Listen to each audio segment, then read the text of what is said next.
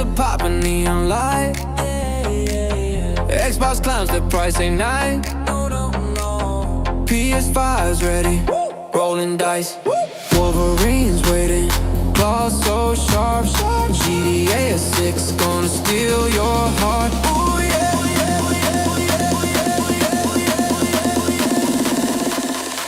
Just buy a PS5. You know you wanna. Just buy a PS5. It's all Nirvana. Play all night and day. Just buy a PS5.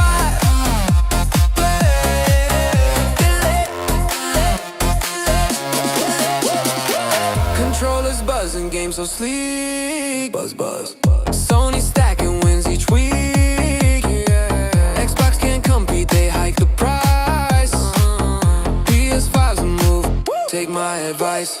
Wolverine's waiting, claws so sharp. GTA 6 gonna steal your heart. Ooh, yeah.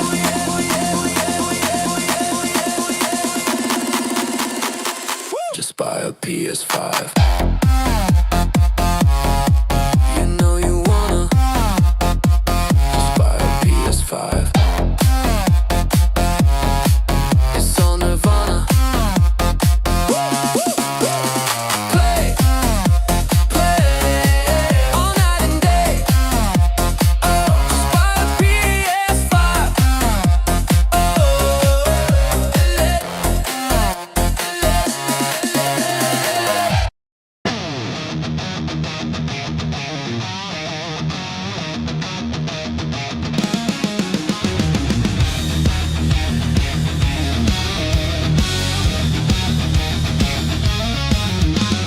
Master Chiefs on the run. Xbox days are done.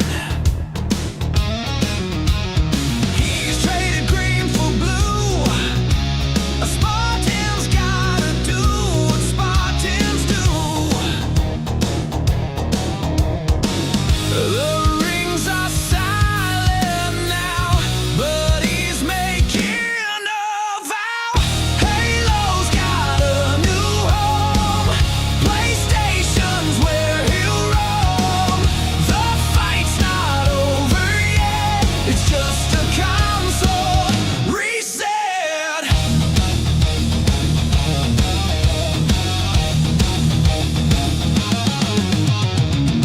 Cortana's in his ear, says, Chief, this feels so weird, but the DualSense fits his hand. A new galaxy to command. No more red ring blues. It's time for something new. The Chief's got a plan on PS5. He'll make a stand. Halo's got a new home. PlayStation's where he'll roam. The fight's not over yet. It's just a console reset.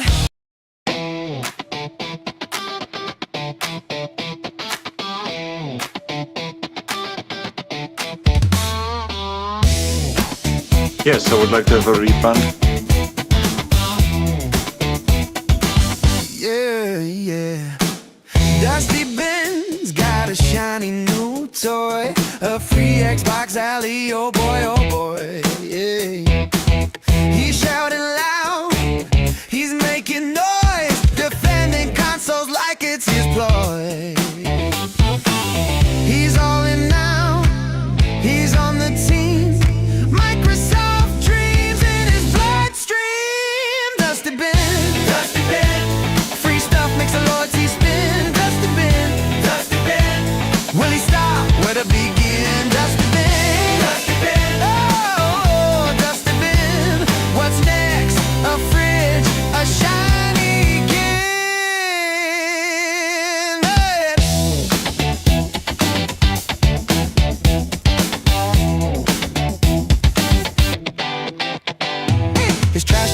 fun replaced by praise. You're living life in an Xbox haze. Games for free, he's got that gaze. Hoping for more in the coming days. Defending brands like they're his kid. For a freebie or dusty bin. Fingers crossed for that next win. He's the console kingpin. Dusty bin, dusty bin. Free stuff makes a loyalty spin. Dusty bin, dusty bin. Will he stop? Where have he been? Dusty bin, dusty bin. Oh, dusty bins. What's next? A fridge, a shiny pen.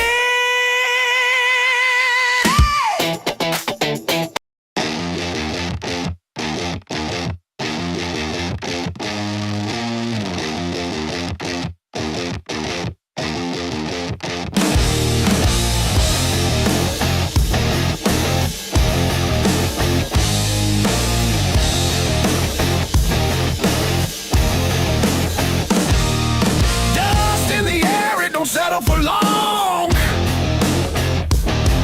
Steel toe stomping, the beat is strong. Red lights flashing, danger's near. We're back in the house, let's grind those gears. Chains are loose, the wolves will howl. Turn the crank and stop it now. Open the doors, the grindhouse is back. Feel the heat, the power attack. We're grinding, we're screaming, we're turning it up. No looking back, the grindhouse erupts. Do we get the win this time? The grindhouse erupts. Stop! Enough! Smoke in the rafters, engines roar. Gaming. Rust and grit on the factory floor. This ain't a place for the faint or weak. What? Grindhouse is firing, we've hit our peak. Another one. Break the mold, the sparks will fly. No cage can hold this beast inside. Open the doors, the grindhouse is back. Feel the heat, the power attack. We're grinding, we're screaming, we're turning it up. No looking back, the grindhouse erupts. The grindhouse erupts.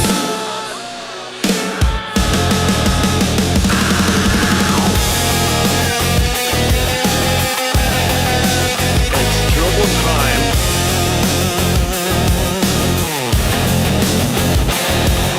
We're doing it for a shitload of money. It's trouble time.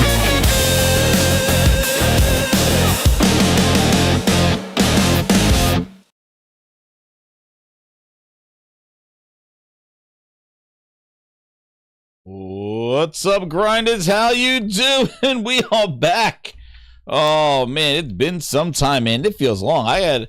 It's been some busy weeks, man. It's some busy weeks, but I hope everybody had a glorious Thanksgiving in the US. So we had a Thanksgiving break. So that's why I didn't have a show later in the week, because it was over the holidays and it was really busy.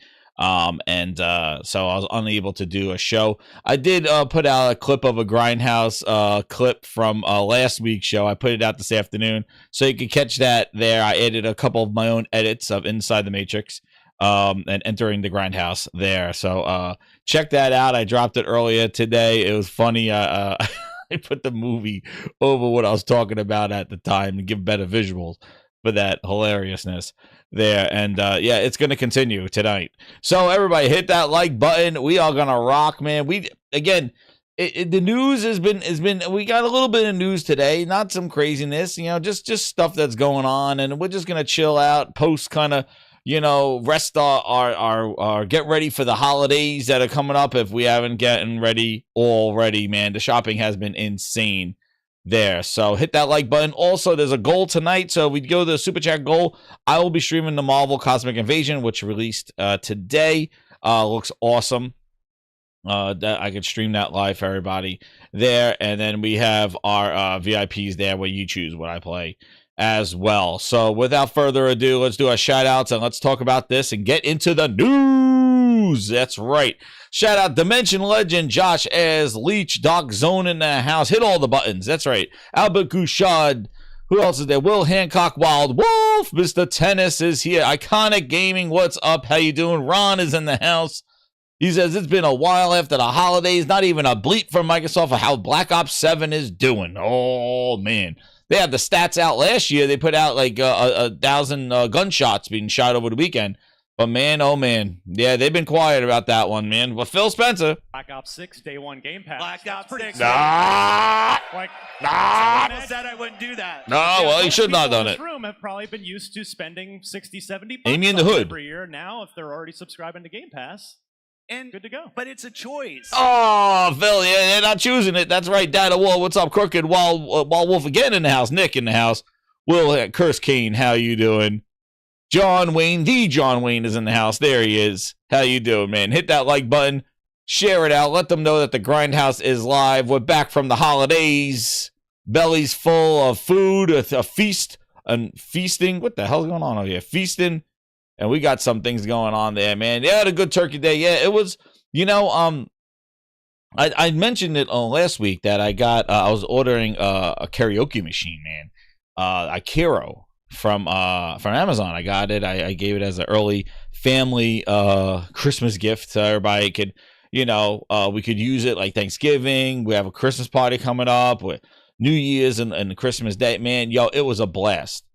Karaoke, man, it was so good. It comes like 6 months of Carafun, that's a great app. If you have it, that app, there's a lot of free music on there too, but I think everybody has Carafun. It's pretty fun, man.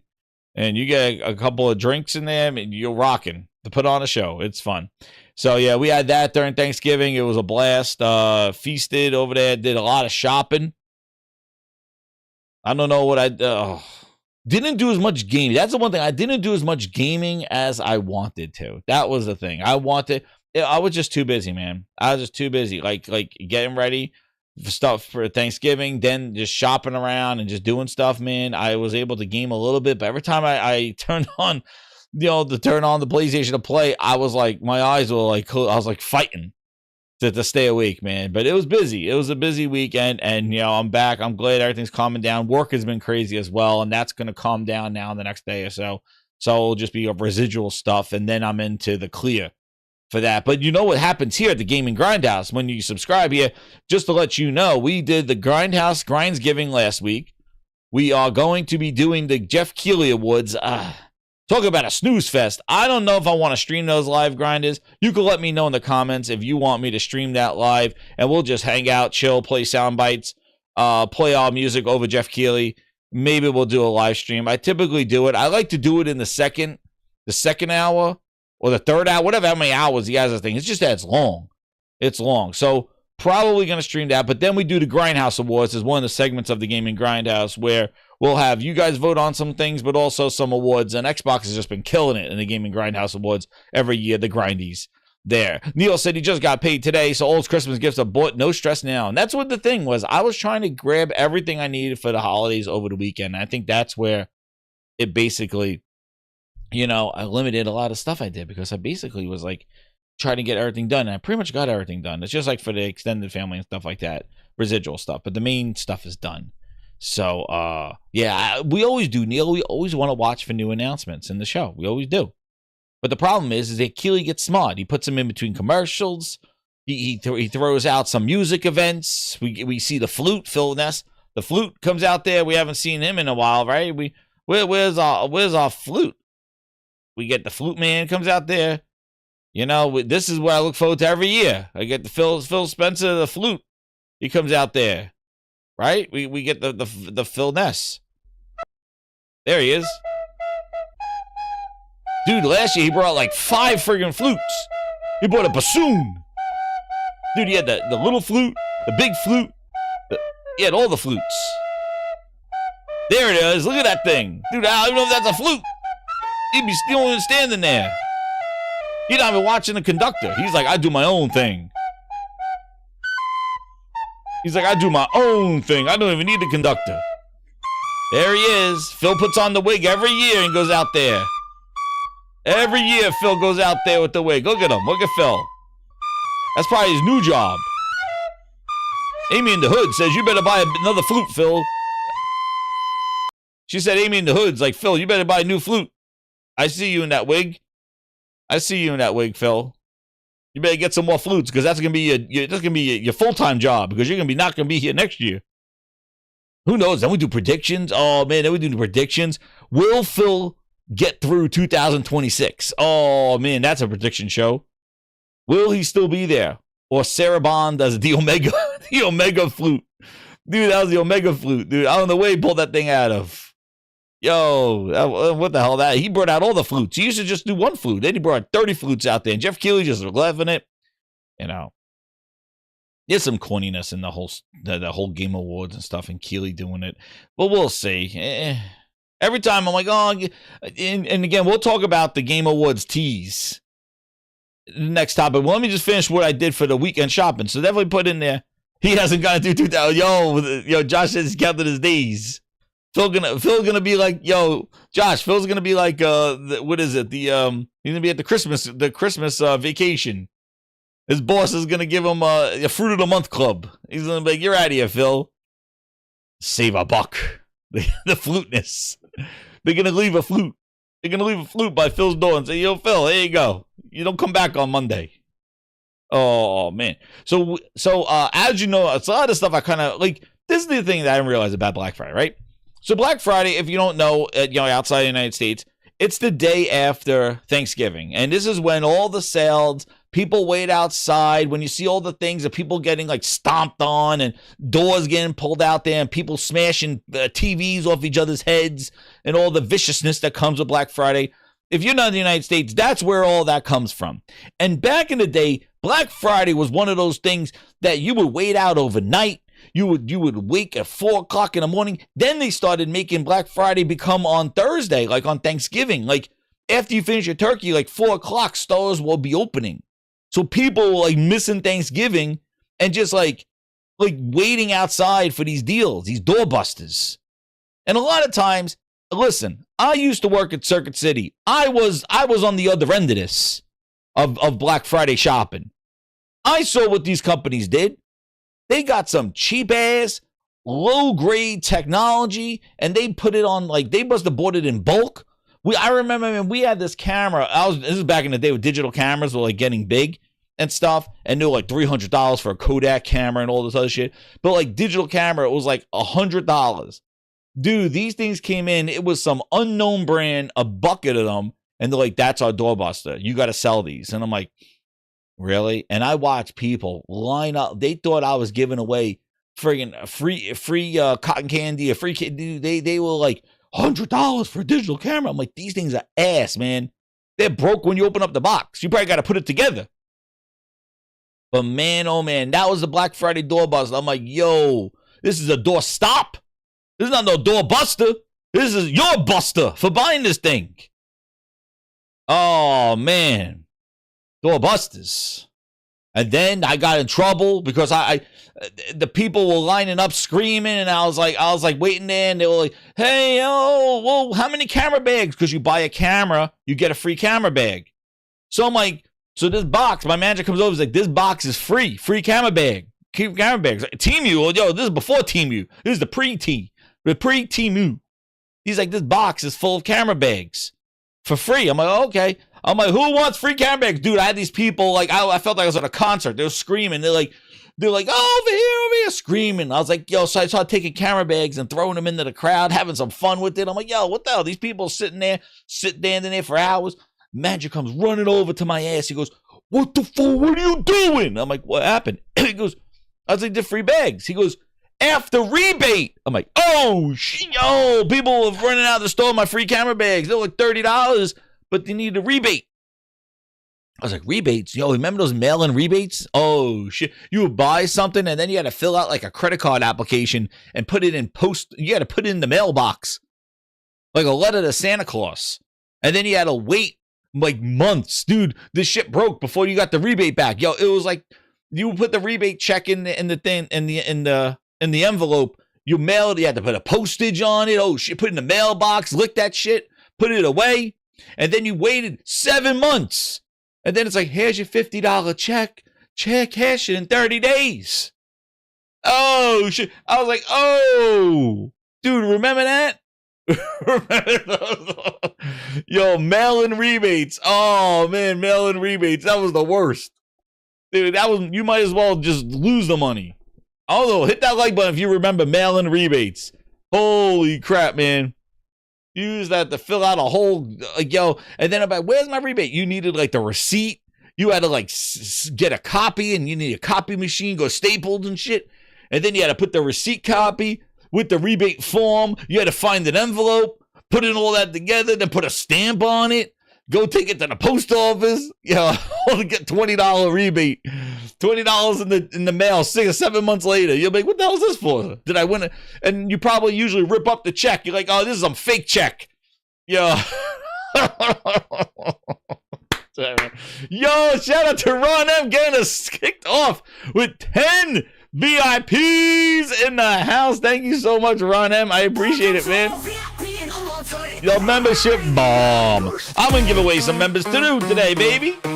Let's cook it. Let's start this train. I'm gonna give the ride that choo-choo. Let's go. Let's cook them up, Ron. Let's get him, Ron. Let's get him, Ron. Let's go. I'm getting Ron out there. We're gonna start a choo-choo train. Ride that choo-choo. Ride that choo-choo. Mail-in rebates, bitch.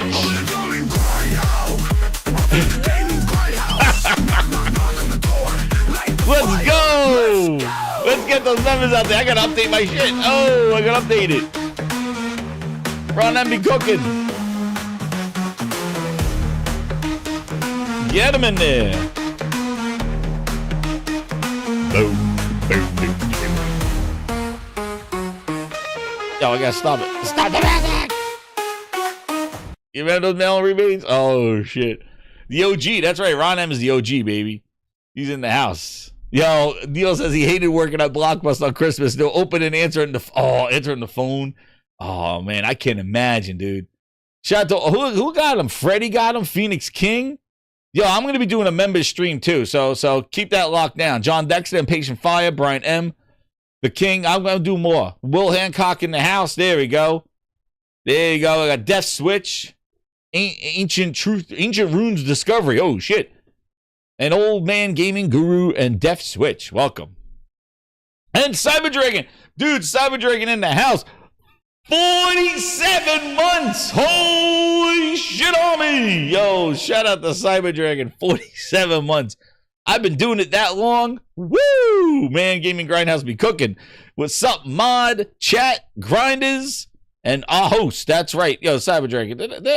Yo, he always chatting out the mods. Nah, good. I'm making sure Cyber Dragon's been a mod. I'm like, yo, he's been chatting on mods. He better be a mod.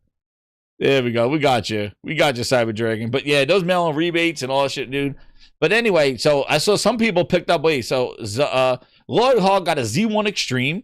That's cool. So I got the Steam. So I told everybody the Steam Deck, the Legion Go S Steam OS was $650, dude, from $900 down to $650 for the Z1 chip. And then for the Z GO chip, the Z GO 2, which is not that great, but it's decent, if you wanted the steam-powered version, that was down to $450.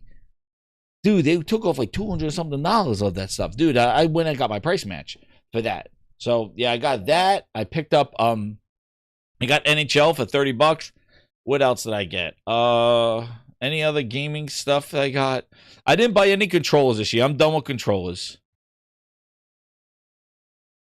That's right, Super Hemi. Can I hear? Thank you for my VIP membership. Bah! Yo. So, but yeah, man, like it is wild out there with oh, who's that? Oh shit, Cyber Dragon sent 5 VIPs, dude. Shout out to you. Something froze. It froze up, man. Sorry about that.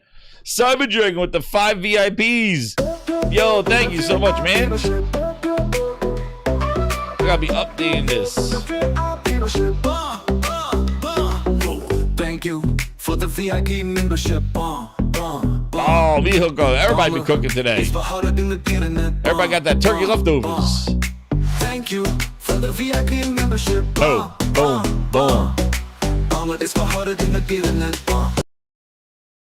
Yeah, no Windows Bloat. That's right. Yo, I'm telling you, man. And the Portal was $180. No problem, man. No, yeah. That's it. Laugh my ass off. Thank you. The Super Hemi member of 30 months. Damn, you guys make me feel old. Been doing this a long time. I appreciate all the support, man, for the old OG VIPs in the house. Yo, shout out to Super Hemi in the house, man. But yeah, no, like it is really crazy. It is really crazy. Yeah, there you go. Super Hemi, I got you. I'm gonna throw out the mods. There we go. Yo, Liquid Data. I know everybody changed their names. Liquid. There you go. I got you. PS5 sold out. Yo. So I was gonna do this in the holiday roast, but since we're talking about it, so other things, I didn't pick up any controllers this year. No TVs, no gaming system except for the Legion Go that I got. With the price. What else did I get? Yeah, that was about it. I really didn't go crazy. Yeah, I know. That's YouTube, man. But yeah, I didn't go super crazy with like any more peripherals. Like I had the Portal, 180 is a great price on there. And Sony, like we went over the sales, man. Sony cooked this year with their sales.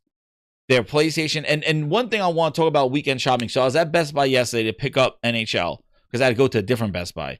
And yo, I finally saw Xboxes in stores, right? I've been seeing that they've been finally there. They've been on shelves, like in the background. They had them in the little case in the front. One Series X. Dude, it is so weird. It is crazy. Actually, I'm going to tell you it's crazy because I had this experience yesterday. And we'll talk about it when we come to the holiday roast. Like, we'll talk a little bit about the Xbox console and what's going on with it. But seeing it in there, so is a Series X. Then there was a Series S, and a Series X White Edition, right? Then what they did is that they had a PlayStation there. Dude, the PlayStation 5 Slim, $400. In the same case, right below it, $600 for a Series X. And then right next to it was $450 for a Switch 2. And they had the Series S Booster Edition at $450. I'm like, yo, it is crazy that the price discrepancy, that the PlayStation was $399, the PS5 Slim, not the OG big fat one that was the shipping one, the Slim one. And you got for $400, you're looking between a PlayStation 5 and a Switch 2. And you got the Series X there, and knowing the library that the Series X has, and no exclusive games, and knowing that their games are on PlayStation. $600 for what? It doesn't even have a game that's only like exclusive games. It doesn't have any. What does it have to offer for $600? Dude, I saw PlayStations every stores I went to. I saw people buying tons of them. PlayStations all over the place. That Xbox, I'm like, what are they doing? It almost looked like self-sabotage. And having the booster, the S, the price of like the base PlayStation 5s, like that thing was supposed to be, that was less than the PS5 when it released. It is crazy. It is absolutely insane. And what's crazy is that when you talk about that, it may go up again with the RAM, but when you look at it, it's like, but wait, tariffs. And it's like, tariffs? Then how did PlayStation have all those sales on hardware and nobody said anything about tariffs? The market. So think about it. Think about it. And actually, let's just move it up to the holiday roast right there, because we're talking about it right now. Let's talk about this, because I got to talk about this. We're moving up this is the Grindhouse show. We're moving up the holiday roast here. And then now that I'm talking about it, let's go. Where is it? Where's my titles? So I don't confuse anybody here.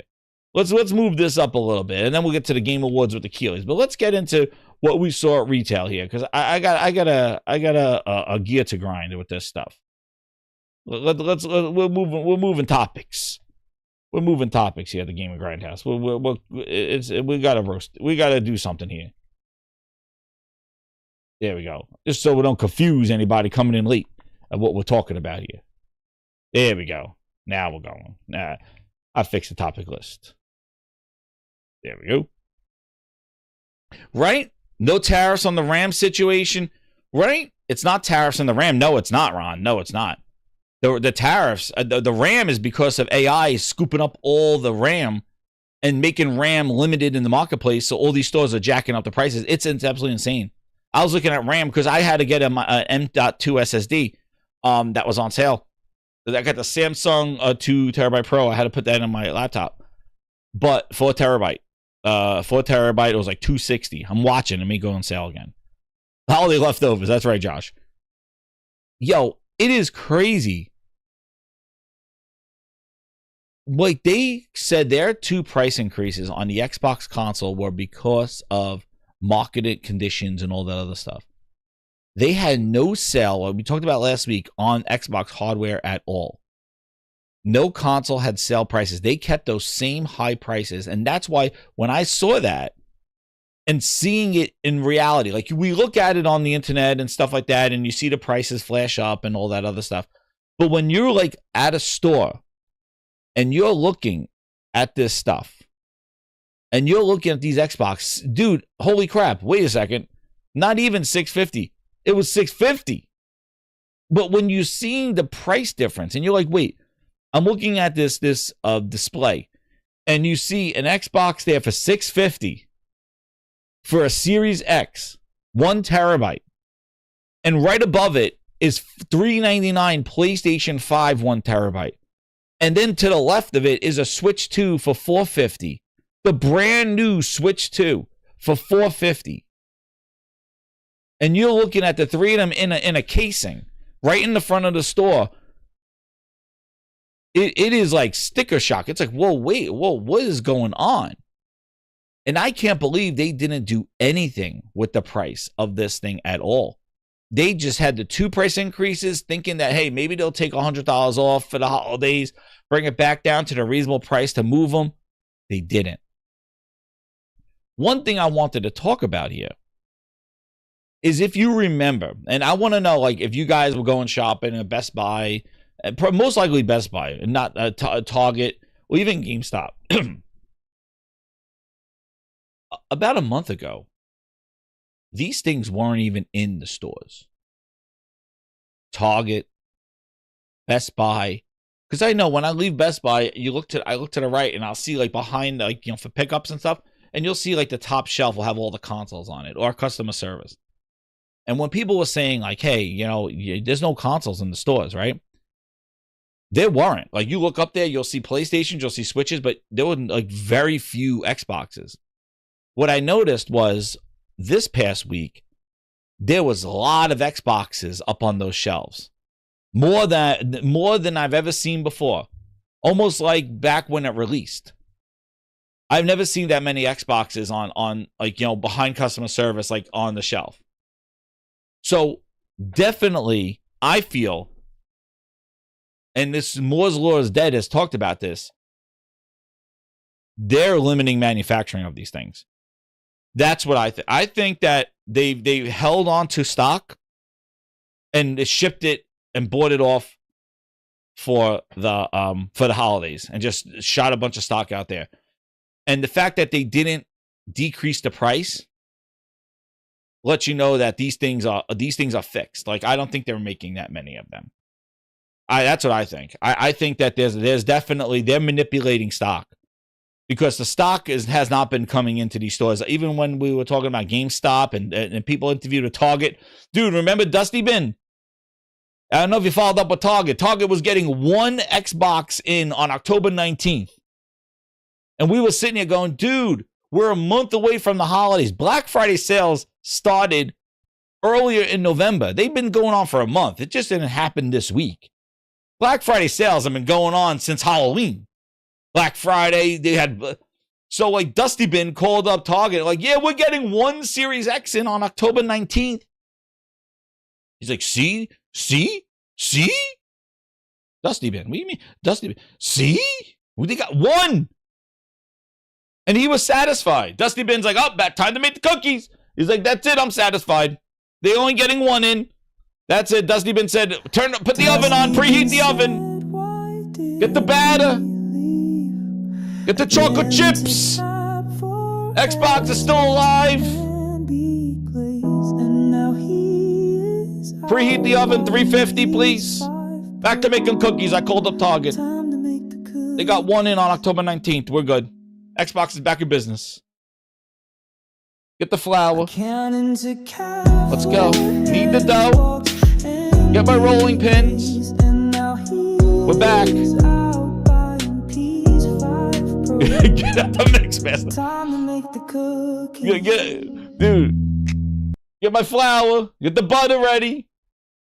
I'm like, yo, Dusty Bin, you don't think getting one Xbox in for the month of October is something to say, like, maybe I'll ask an additional question. Like, they're getting one in on October 19th. It's like, see, Xbox is still making them. I was like, okay, dude, one?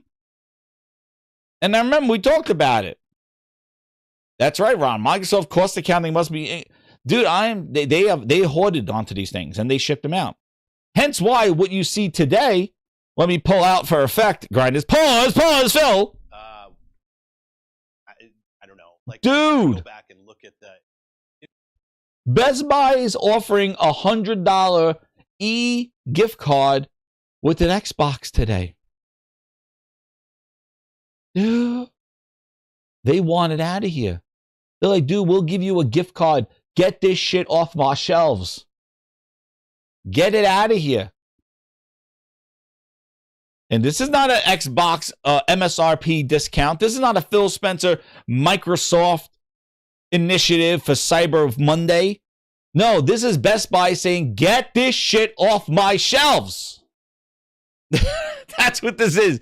That's exactly what this is. They're like, get it out of here. You sent us about 50 of these doorstops.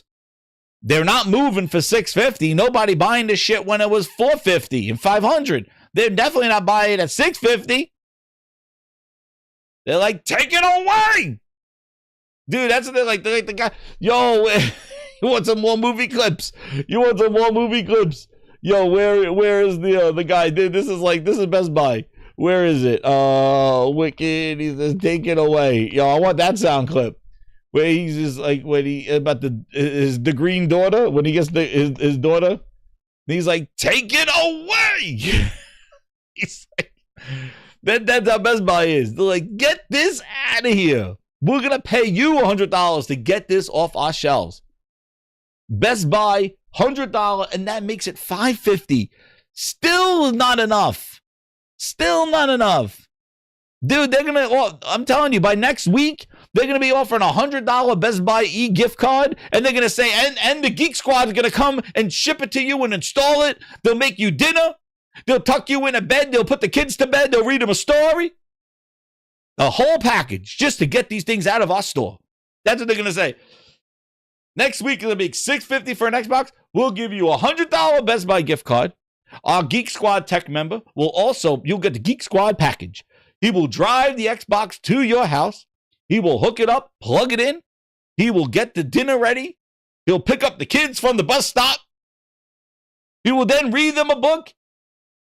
And he will pour you a glass of wine. Get this shit out of my store! Dude, that's what they're going to say. They're going to have the Geek Squad total package. Neil says I made him spit. He will spit his drink out. See? Don't drink when you're listening to the Grindhouse. I'll make you spit your drink out. Dude, that's what they're going to say. You'll get the Geek Squad total package. And he'll stay tonight, too. The Geek Squad will stay tonight. And take your kids to school the next morning. That not enough for you? Holy shit. Yo, we'll have you have a shopping spree. Come to the store the next day with the Geek Squad. You pack up. Get this out of our store. Dude, they want this out of here. Nobody is buying this thing for $499. Nobody was buying it for $500. Nobody buying it for $550. Nobody buying it for $650. And they got a bunch of, we need room. Somebody's coming to dust our shelves. We got to get these boxes out of here. Free Xbox Crocs. Dude, they'll do this. Geek Squad will wash your car. We'll shovel your driveway. We'll have the whole Geek Squad package will come with a $100 bet. Dude, they're going to get these things out of here. Dude, I'm telling you, they'll send them back to Microsoft. They'll like, take this shit back. Microsoft said, thank you, we'll put them into Blades for cloud. We'll put them in for the cloud. Bootleg Jez, we'll hype about them. But like, and they take note. If you go into a retail store, customer service, especially Best Buy, because they have them on the shelves in the back behind customer service, take a look. There was a lot of them. And I can't believe they sent that many to those stores and did not put a discount on the hardware that just a few days after Black Friday and the holiday shopping kickoff season. And I know a lot of you grinders have been here. We know what this weekend was, right? And you could say, oh, retail's not alive. It's dead. It's online.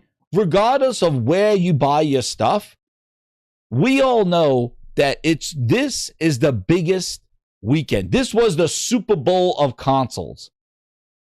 They would sell 1 million in a weekend. I remember the numbers. NPDs used to be off the chain. Even back at the Xbox One, when the thing wasn't selling that much. Dude, Sony was selling 2 million, Xbox was selling 1.2 million for the NPD for November because of this holiday. It is the spending season. This is when, if nobody's buying it in the dead of July, when it's 1,000 degrees outside and kids are on vacation and you're chilling at the beach, you're going on cruises, nobody's thinking about buying a console. Now's the time. The weather's chilling. Call of Duty's out, which I guess if that matters anymore, probably not. But this is when people come out and you get the casuals, the people that don't shop this stuff every single day and look for sales, the people that just come out and go, my kid wants a gaming system. My kid wants this game. I got to get something for the holidays. This is when these things move. And Switch was ready. They got Metroid coming out. So they're even cooking even more. Switch was ready. Then PlayStation was ready with incredible sales. They even had the Fortnite bundle with exclusive skins, which I'm sure people bought just for the skins anyway.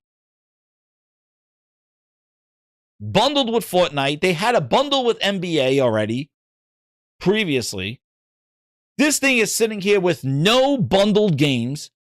And this is what they used to do. They used to have a holiday bundle. Every year, Microsoft and Xbox since last generation would have a holiday bundle. They would have like the 1S with like Fortnite and Rocket League. Or like it was free games. And it was with Minecraft. Like there was no bundle, nothing. Nothing to entice people to move these things. And you got to scratch your head and going, what the hell is going on? Why would you even send these things to the stores if you don't even want to sell them? No holiday bundle. Dude, you have Master Chief Collection. Throw that in there. You have all these freaking games, all these publishers. Man, Starfield bundle with the game. Bring it back. I don't know. You own all these publishers. You did nothing. Nothing for this time of year. You left there with 2 price increases and let that shit just sit there. And now Best Buy is saying, get this thing off my shelf.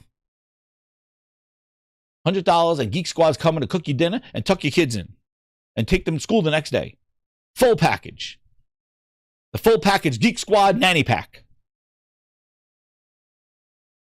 Right? 10 games released this year. 10 games, dude. They released games this year. Nothing. Ninja Gaiden 4 bundle.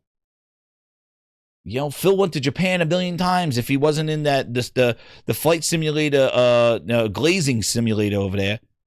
Supposedly he went to Japan all these times for Ninja Gaiden 4. Dude, a fought in the wind. A fought in the wind. Ninja Gaiden 4. That's how Microsoft is just trash finger. Ninja Gaiden 4 came out after all these years. Ninja Gaiden 4. The poor guy who made Ninja Gaiden died 2 days before that. Honor this man. Ninja Gaiden 4 released. Phil went to Japan for 7 years. And it came out and it was like, yeah, Ninja Gaiden 4, it looks like an old game.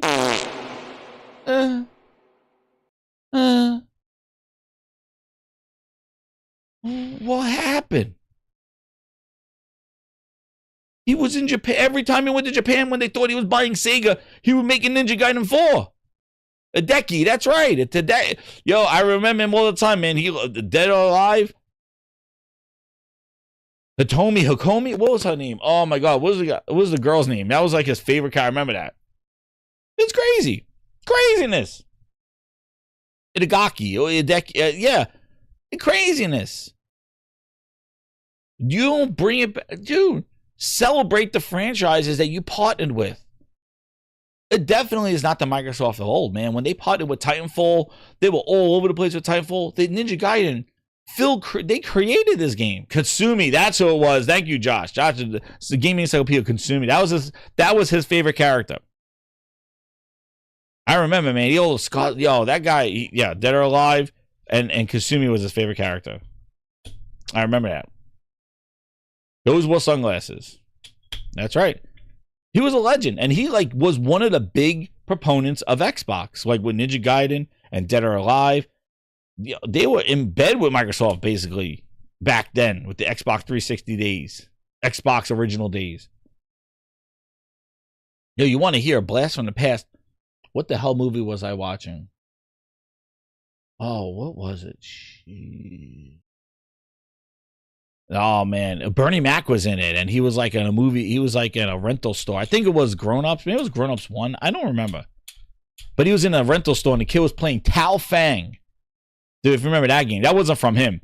But Tao Fang, man, that was one of the creators of Mortal Kombat, something like that, made that game. But it had like destruction. But that was like an OG Xbox game, man. I remember I used to bring my Xbox into Circuit City, and we used to play in the plasma TVs, and we used to play all the employees have Tao Fang tournaments. But yeah, well, I was talking about fighting games. But yeah, dude, like craziness. They did nothing. And you see, even the lead up to the holiday sales, were they celebrating their games? Was Sarah Bond doing interviews talking about the Ninja Gaiden release? And they went out there and bought Double Fine, and Double Fine had a new game finally since Psychonauts 2. Was she talking about her studios and the development? No, she was talking about the Copilot button on a friggin' PC handheld that's $1,000 and the future of the Xbox app. That's what her interviews entailed. Nobody was out there talking about the lineup of games that they were having and how they're doing and what they're doing. No, nothing. Let's talk about how you play your games. And listening to it. And we're gonna do a reaction to another video. And when we get to it, I want to remind you again to listen to it and hear about how the conversation is not even about Xbox. It's not even about the games. Like the fact that they released 10 games this year, like it's not even that anymore. It's go beyond that it's all just, it's about all this bullshit. It's all about like app updates and just boring tech, not even exciting tech, because it's so broke right now. And other people are doing it better, like SteamOS and PlayStation and Nintendo, that already have UIs and all this other stuff. And the fact that they're trying to recreate the wheel again when they have an operating system sitting on this thing right here that works with controller, that does background downloads, it does quick resume. It does all these things, and it comes with a controller and works with the UI, your friends, the swiping, everything works. But they are starting Goo Goo Gaga style on their little Goo Goo Gaga with their Xbox app to try to do an overlay to not even get a step or two close to what they already have here after 24 years of developing UIs for this system. And the fact that they have it sitting there at this much that they don't even want it in your house. Yes, I did get into the token beta, Jay Shell. So I do have that. I did get into the token beta. Yes, I forgot to mention that. Yes, I did get into that. But the fact that they don't even want to get this into your house shows that they're done with this. This interface, they don't even want to reuse this UI. It's that bad. And we'll do the reaction on the video of that. But man, just the holiday roast. I had to roast it because seeing it in person and seeing what they used to do. This was their Super Bowl. Aaron Greenberg will be eating wings, Super Bowl time, and like you gotta be scratching your head to go like, everybody, tariffs and all, are doing discounts. Dude, the Legion Go S had $200 taken off the Steam OS version. Tariffs and all, people want to move their hardware. How do you not, after 2 price increases, you don't do anything? No Game Pass sales, no like 20% off Game Pass. Sony was giving discounts on PlayStation Plus. It sucks you can't stack it. But the fact that they left this thing sitting there like that Best Buy has to come in and go, dude, get this out of here. The Geek Squad will tuck you into bed at night package. What happened remember what happened to the Xbox All Access, where you pay a monthly payment to play your Xbox and then you could upgrade and gave you 2 years of Game Pass? Have you heard about All Access anymore? Anybody? All Access, the credit card subscription, and anything? Remember, you get 2 years of Game Pass and the console, slow monthly payments. You could upgrade after 18 months. Remember all the barriers of entry? That's why this Xbox roast continues. Because this was once a barrier. Oh, the Series S is the lowest entry point. Barriers. Dude, you put up the goddamn wall from Game of Thrones. You put up the ice wall. Barriers. What the hell is $650 for friggin' hardware that can't even shoot above its waist? When it was $500 5 years ago. The same friggin' console. And that's why I bring that out, right? Because the PlayStation at least went a redesign with a slim version. This Xbox is the same shit that was there. Power Your Dreams is still on the box. Power Your Dreams with Halo is still... Dude, they recycled it. They must have had these things sitting in warehouses for 5 years. I saw this box. It said Power Your Dreams with Halo. I'm like, that was the launch box 5 years ago. Dude, these things were sitting in warehouses. I would open up that box and check for mice. You have a whole family of mice living in that goddamn thing. Should be 5 generations of mice living in there from a warehouse for 5 years. Fucking, they probably mutated and turned to fucking Mickey Mouse. Oh boy. Welcome, Power Your Dreams. There's Halo in the box. You open that shit up, Mickey Mouse comes out there. Freaking mutated. He's been there 5 years. Oh boy. Welcome to Xbox. Dude, that's all I want you to do. This is Power Your Dreams and Master Chief was on the box. I was like, huh?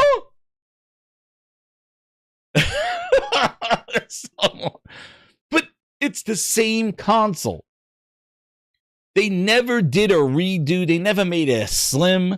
They never made a redesign. They never made it a little smaller. They didn't do anything to this thing. PlayStation took that monstrosity, huge PlayStation that you could kill somebody with walking out the store with a box that was the size of a PC machine. And they slimmed it down, and now it's modular, working with their disk drive and all that other stuff. Like, it's modular now. It's slim. Like, when I got the Pro, it was crazy because I traded in my launch PlayStation 5, and it was like getting 2 upgrades. I was like, how small this thing is. And also that it's a Pro. It's more powerful. But Sony not only just did a Pro, but they did a redesign, a slim. They did nothing with this. This is 1 terabyte. They did nothing with this. All they did was add more money to it. $150 on the launch console. Phil never redesigned it. Oh, we added faster RAM. We made it a little smaller. We put some more USBs in the front. We put some more USBs in the back. We fixed, dude, they had no care. They don't care. And that's the craziest thing. I've never seen a company talk so much and care so less about the thing that they're talking about. Hood Hog with a member gift. Thank you. He hit up Craven Van Draken. Welcome to the Gaming Grindhouse VIP. Thank you, Log. I really appreciate it, man. Let's hit up the VIPs and the thing. But yeah, man, they needed this roasting. They needed this holiday roasting because I saw it in person. And I just can't believe, I've never seen. I just don't understand it. I'll never buy a thing from them in confidence at all. They're half-assing it. They're half-assing it and doing half measures, man. Not even a full, not even a half measure. I don't know what they're doing. But they obviously don't want you to have it. They don't want you to get it. It's clearance stock. It's launch consoles. It's the same box. I don't know. It's going to be such a wild. We thought 2025 and 2024 were wild. Dude, I'm ready for them to come out of CES and go like ROG and all them having, and we'll talk about predictions for next year in another show, but like CES is they're gonna have like, everybody's gonna have like this Xbox sticker on it. I can't imagine, like they're panicking too. They're throwing out there, we'll talk about the full screen too. It's crazy. But they did no redesign, nothing. Same thing. Absolutely insane. Hit that like button, grinders, because they needed that roasting. That they let this most important season through, that now Best Buy got to clear these things off of shelves. They're like, we got all these things out. We got to get these things out of here. And that's what I think, Will. I really think, like, sooner rather than later, there's some sunsetting going on. Like, there's definitely something going on. Like, they're going to be, like, they're just going to come out next year and be like, yeah, Xbox is slowing down production. There's going to be rumors starting. We'll probably go through rumors and hear about, oh, no, that's just hopium and copium. Bootleg Jez will be the first one out there going, oh, they're not slowing down production of Xbox consoles. They're full steam ahead. Emphasis on steam. Bootleg. Oh, Bootleg with the jokes. Oh, man, Bootleg hitting up the jokes right there. He's like, they're full steam ahead. And he's going to be like, who wants an Xbox? We just want Steam. Oh, Bootleg, you'll be the first one out there in the streets. You'll be the first one.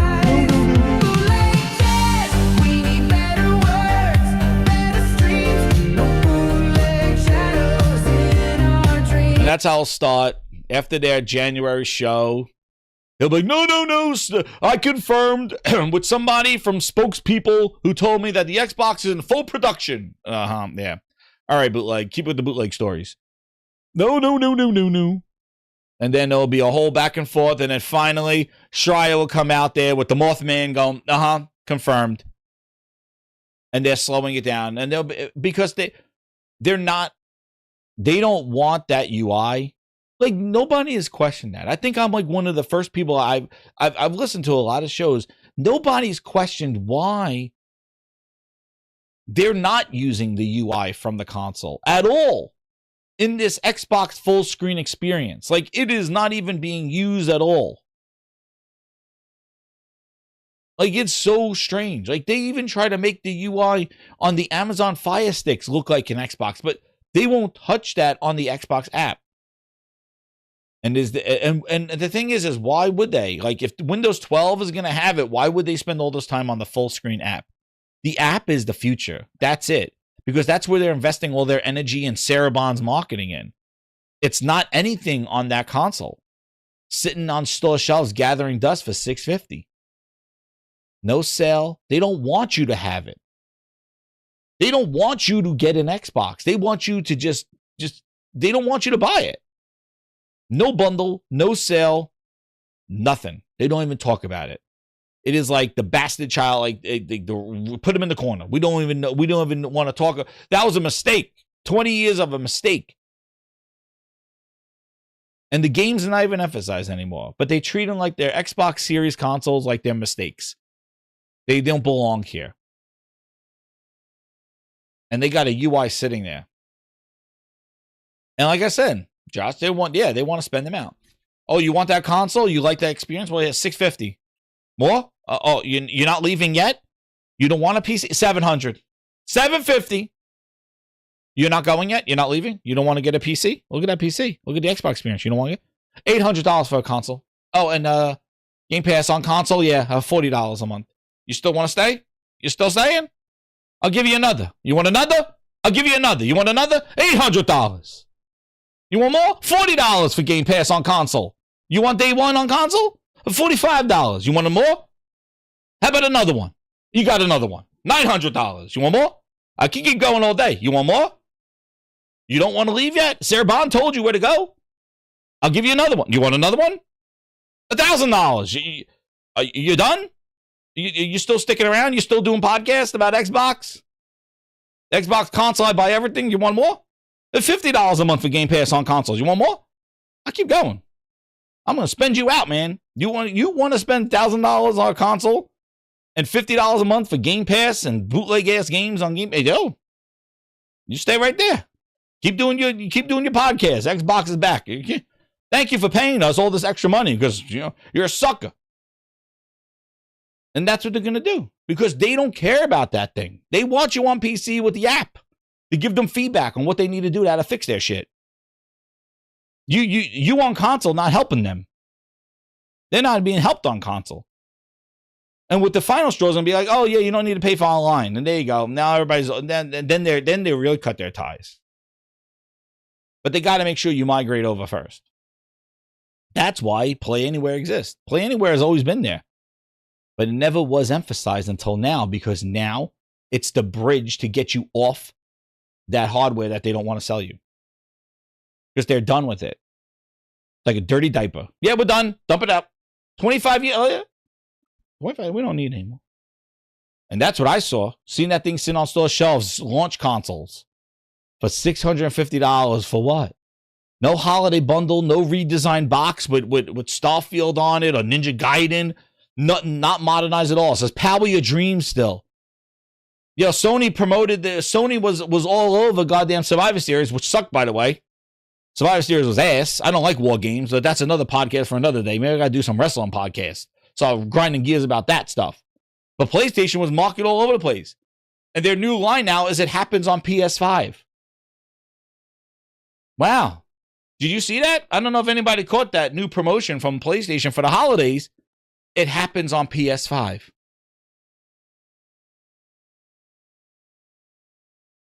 That's theirs. It happens on PS5. Does that sound like they want you to go somewhere else? It happens on PS5.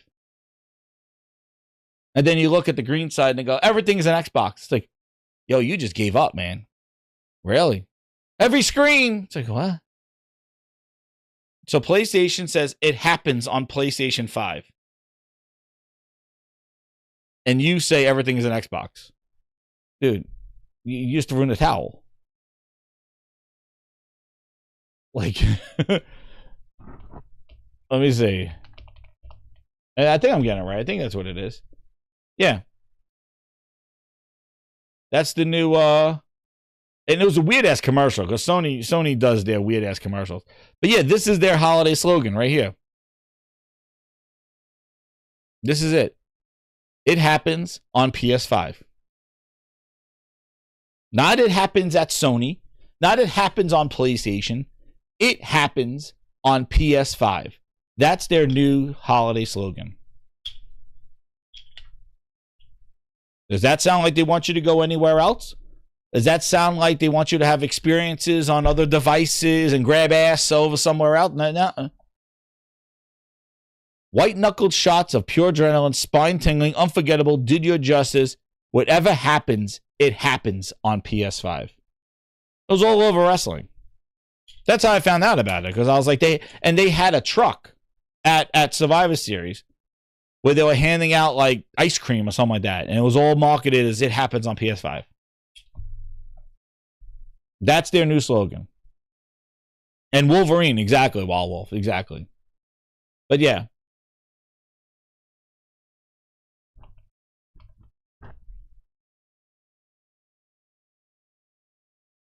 And then you got these clowns and a half. This is an Xbox, and it's a bunch of goddamn garage sale. Looks like a garage sale. Looks like somebody's old electronics in the recycling bin. Look at the two of them. Please. Who are you buying from? This is their holiday marketing. It happens on PS5. Weird ass shit. Sony with their weird ass stuff. Xbox. That looks like the recycle. You go to Best Buy saying throw your old electronics in a bin. That's what it looks like. This is, what is it? You mean, what there? Huh? One tells me I gotta go somewhere. And this says, you know, recycle your old shit. There's your holiday. There's your holiday. There's a foldable phone in there. There's a laptop. There's handheld. There's a console. There's a TV with there's a Fire Stick. Hey, honey, don't we have that Fire remote right there? Oh, they saying that's an Xbox. Tell Timmy he got it already. We don't need to get him an Xbox. He got it. Give him the Amazon remote. Wrap it up. I just saw this ad. They said that the Fire Stick is in that Xbox. He wanted one. There you go. I don't know why he wanted one, but he wants one. Just put the remote in the stocking. We have it already. Because you could play all the Xbox games with this right here. With this remote right here, you could play all your Xbox games with that Amazon Fire remote, right, Grinders? Barriers. Yeah, go play some Ninja Gaiden with the Fire remote. Go play some Ninja Gaiden with this foldable phone. Yeah. And show, where do I touch? You touch right there. Go play Ninja Gaiden with the foldable phone. Honey, we got this already. You wanted an Xbox? Yeah, there we got it in the picture. I just saw it. The phone he got is one. Tell him to play the games. We got him. Dude, it looks like a recycling piece of shit. It looks like that's at the front of Best Buy. Throw in your old electronics. Yeah, Ninja Gaiden. Call of Duty works great on that phone right there. We go. Play Call of Duty. Wait, hold on. I'm going to use the Fire remote to play Call of Duty. Hold on. I'm going to beat somebody. Yeah, nice controller interface.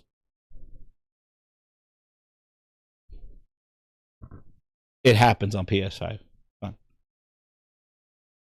And you know why this one's at $650 and this one's actually made to sell, to build the install base, to get the deals, to get more games, to care about gaming. And that's the thing. It's not even about the games to me. It's the thing is that this is a hobby that I'm passionate about, and we all are. And when you see somebody half-assing it and shitting up the place, it's like, why are you even here? I know you want us to feed your AI horse shit, but that's all we're here for, is to feed your Copilot button. You don't give a shit about games. You don't give a shit about entertaining us.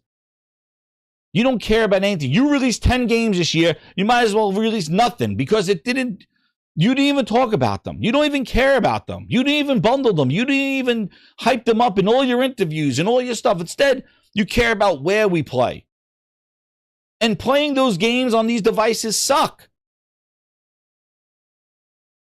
You got 3 things here that maybe will work today: PC, handheld, maybe, and your console. Stop with the horse shit. We don't care about the other stuff. That's a neat party trick. But that is not. What are you doing? And what's crazy is you spent $80 billion to own the friggin' market and all this IP, and all you've been doing is shutting shit down. Canceling perfect. If you were building up for a gaming future to attract more gamers and more people, you would be releasing IP constantly. Growing the industry by canceling games. Does that make sense? Hit the like button. Hit the like button. Does that make sense? Oh, we want more people to play more places. All right, shut down Perfect Dark. Contraband. We don't need Perfect Dark. We don't need Contraband. Shut that down. Shut that down. Thank you. We're not going to do a sequel to Hi-Fi Rush. Don't thank you for it over there. Who else is getting shut down? Oh, Avowed. That lady is left. She finished the project. Is there DLC? Nah, who gives a shit about that one? Starfield's supposed to have DLC every year to build up that franchise because of Bethesda. We spent $7 billion on them. Todd Howard could take a year off. He don't need to build. Starfield's face down, ass up in a hole. That's all right. And then they get on the thing going, oh, we want more people to play more games and more places. All you've been doing is fucking canceling shit. We haven't seen anything about Fable. Is it at the Game Awards? Who knows? We saw some snuff film of it on an off-screen shot when they announced it being delayed in February. Oh, here's an image. We haven't seen shit from Fable, just like we haven't seen shit from Perfect Dark, and it got canceled a year after they showed it. Shutting down shit, Contraband gone, Typhoon, bootleg Jez teasing it about 7 years ago. Does that sound like groaning? Call of Duty's face down, ass up. Worst Call of Duty. Horrible sales. Nobody's even talking about it. They're talking about how they hate it. $80 billion. Does that sound like people that want to make you play? They want to grow the industry? Better for gamers? Better for gaming? Nintendo cooking. PlayStation cooking. We want you to buy our products. We want to bring experiences to you. There's a reason why Sony got nominated for all those freaking games, because they curated. Whether it's timed exclusive, their own games, they made sure the best games were PlayStation, on the PlayStation, to get you to play. It made gaming better. And great, they'll go to PC later on and make gaming better for them as well. But these guys are dropping their shit day and date and nobody cares because it's ass and hole.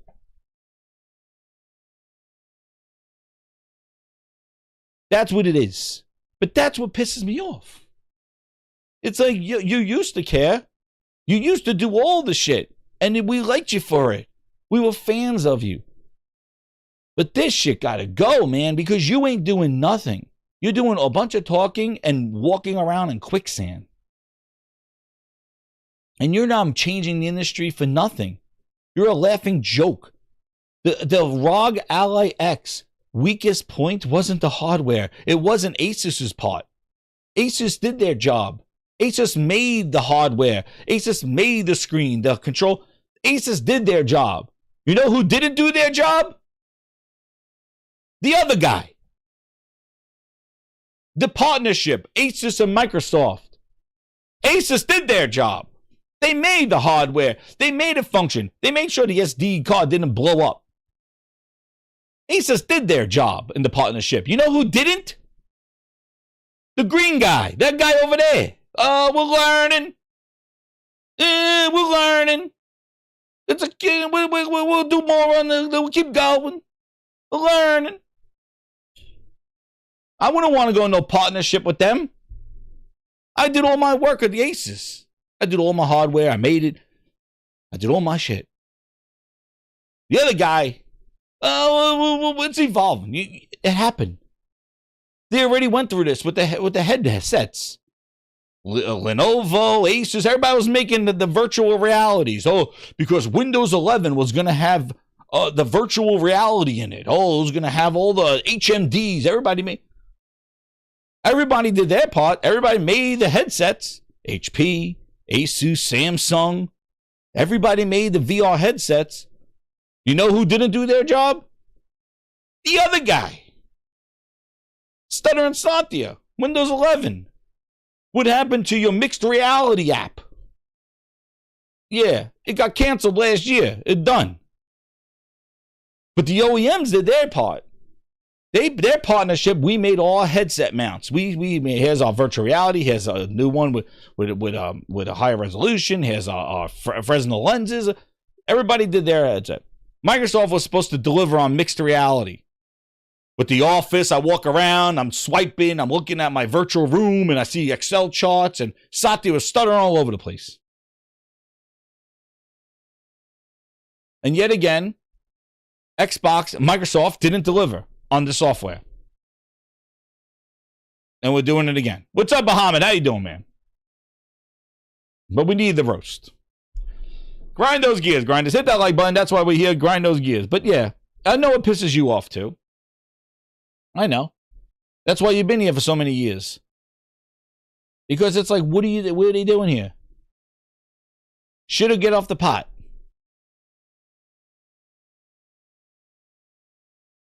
But Asus did their job. Now this. So this thing, Jeff Keighley smuggling grapes again, teasing it. What is this? So Jeff Keighley comes out here. That was the thing at nighttime. Jeff Keighley comes out. Let's go to the initial tweet here. Hit that like grindhouse button. We'll go to the initial Jeff Keighley tweet here. So Keighley comes out here, and you know how he is. You know how sometimes I don't want to like lean into it, but but there's not. He knows when to strike. He knows when the rubber's dry. He knows when shit's dry. Game of Wood tease. So he teased this spot, regal, inspiring thickness. Pause. Major pause. And then posted the image of this thing here in one of the deserts, somewhere in LA. Where is it? In the Mojave Desert, 29 Palm Street and Yucca Mesa Road. Now people think that it may be Half-Life 3. Right? And he tweeted this picture out. And it's this thing. There's a whole bunch of zombies and things, and people thought it may have been God of War. Apparently today, in one of the in Luke Stevens' chat, Corey Balrog was there. Corey, what are you doing? Get out of Luke Stevens' chat, Corey Balrog, and tell me what's going on with God of War or your game. All right? Corey Balrog, get out of Luke Stevens' chat and show us the games. That's all I got to say about that. But anyway, he was in Luke Stevens' chat, Corey Balrog, and said it's not God of War. Jason Schreier comes out. People are thinking, oh, it's lighting up. You doubt that was Corey? Luke Stevens tweeted it out. Said Corey was in my chat and said this. Who the hell knows? So this is the thing. It is this thing. It lights up at night. It looks like an eye. It has zombies and all this other stuff. Trying to zoom in here. Alligators, animals, a bear over there. Dude, I have no friggin' clue what the hell this thing is. And then it lit up at night. Then people thought that it was possibly something from, what did they think it was? They thought it was from Diablo. Well, Jason Schreier comes out and says it's not from Diablo. Bootleg Jez thought it was, and more, he said. But then Jason Schreier said today it's not Diablo. But what it is, so what Jason Schreier said, let's go to Jason Schreier said. He's like, I'm not going to tell you what it is. And this was the initial tweet there. This was the initial tweet there. And then Schreier says, this is what Schreier says here. He says, Jason Schreier says the mysterious statue Tease of the Game Awards is not for Diablo 4. Quote, I don't currently plan on reporting what it is. Sorry, but it's a good one. Listen, I'm going to give you a grindhouse. So, yeah, I thought so too, Steve. I thought so too. I thought it was going to be Soros. That's what I thought. I thought people were like, why Diablo? Why are we thinking, like, you know, like, I thought it was more Soros. Like, it has the look, you know, of the Soros stuff, right? Could be intergalactic. Let me see. Because, you know, Jeff Keighley always likes his Sony games. So like, nobody's thinking Sony games. They're thinking like Microsoft. But let's see. Intergalactic enemy. And they look more like robots, though. Let me see.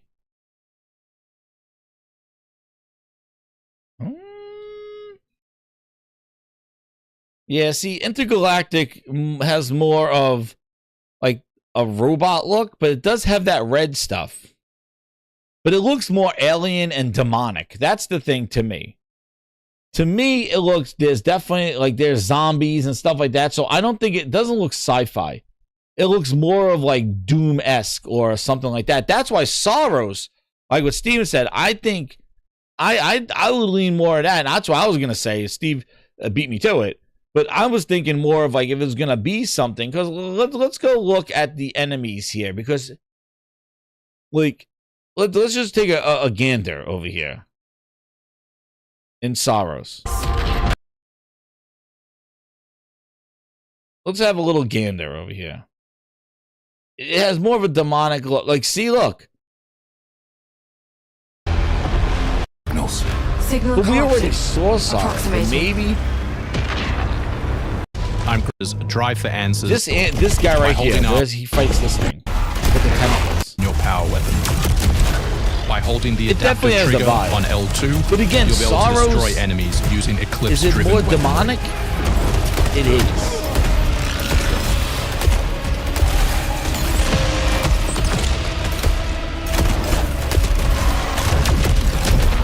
But it definitely looks more.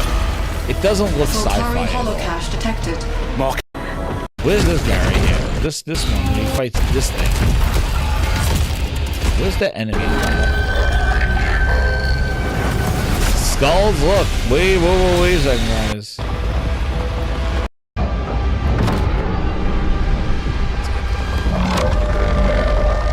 Wait a second. What is that? What is that? And the marking on the door. Hold on. Huh?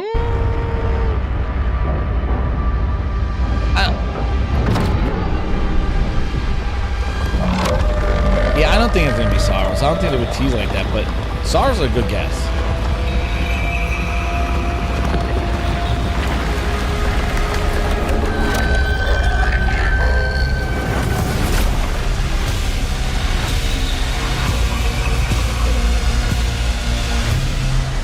The sun is forever.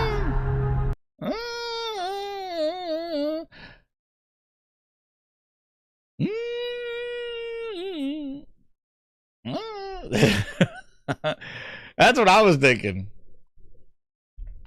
Because Sorrows Halfway has a much more of a thing to it. Like, you know, Sorrows definitely has a much more of a demonic type of Doom-esque, like yeah.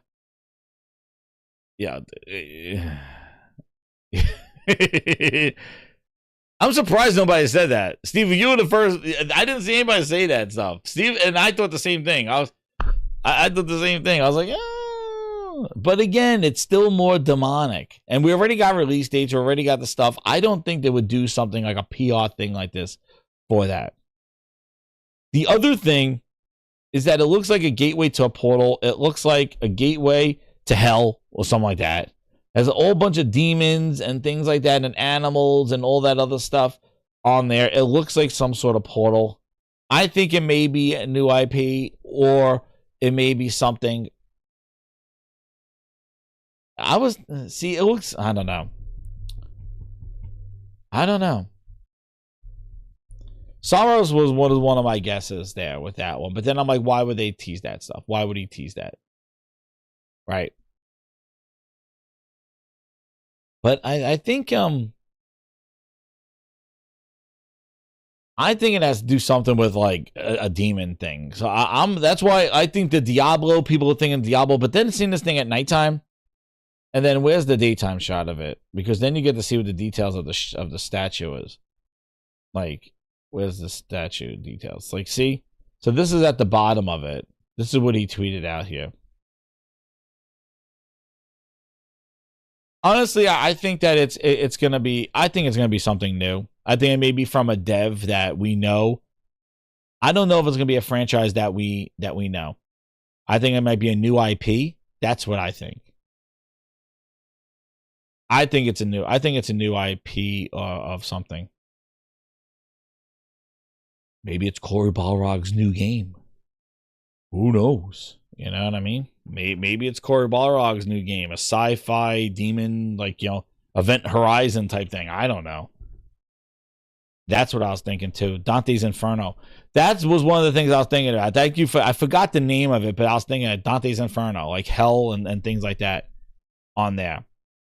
But it may be a new IP from a studio that you know, because they do that too. There may be like a studio that you know. It's not. I don't think it's going to be Soros. I don't think they would tease and go through this length of it, have the coordinates of this thing and where it is. I would be surprised that probably maybe the thing opens up during the show. Maybe at nighttime. We're looking here, and then at nighttime, maybe during the show, he's like live for the Mojave Desert, and this thing opens up, and there's somebody, a dev in there. Who the hell knows? But yeah, I don't know. Like, it's interesting. Jeff Keighley doing his thing, and people want to go visit it and see what it is. And again, nobody really has a guess to what it is. And I think it's gonna be, something new. I think it's a new IP. Because if it was something that we were familiar with, we would have kind of saw hints about it in there. I think it's just gonna be something new. That's what I think. Kojima's in there. That's right, Kojima. But I think it's a new IP. That's why nobody's gotten it yet. Because it's not Doom, not Diablo. I can see it coming from a Diablo. It's not Soros. And what was it? They're going to do this for Diablo expansion, a Diablo DLC? Nobody's doing Mojave, this whole thing for a DLC. I would like a Dante's Inferno. I played that through my means. I think Inferno was awesome. Black Ops 8. Yo, I wouldn't be surprised. Upside Down World in Black Ops 8. I'm surprised they haven't added Stranger Things to Black Ops right now with that stuff. But yeah, I don't know. I think it's a new IP. But the internet's been going ablaze with it. It's been a kind of a goose chase here. Actually, Eurogame has been covering it on this stuff. So this was the location of it. People are saying, statue itself shows a group of demonic demons all surrounding a hellish-looking portal. This portal area lights up at night, and you can see it via the second image with a fiery and ominous glow. Many have surmised that as part of a tease for the Game Awards, which is set to kick off on December 11th. But what it is teasing exactly, the current most popular theory is the expansion or something similar to Blizzard's Diablo. The statue hellish iconography certainly would fit the bill. Others have speculated the statue could be God of War, with an earlier rumor. Now, granted, I saw this thing.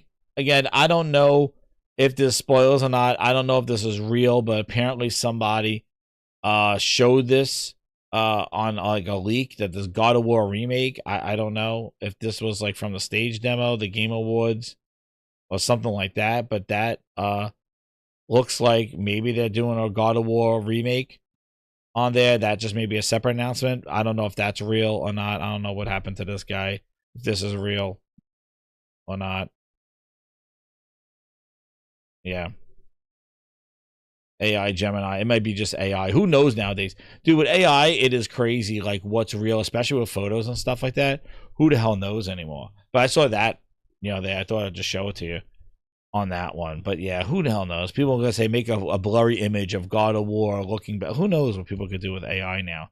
It's absolutely insane. So, I don't know. I do not know with that one. But, talking about rumors, dude, this just came out right before the show, and we'll cover this one now, because I got to talk about this. Yeah, and before we leave Jeff Keighley's thing, do we trust? Who do we believe, Grinders? Who do we believe? Hit that like button. Who do we believe? Bootleg! Putting his neck out there again. Dude, this dude, don't learn.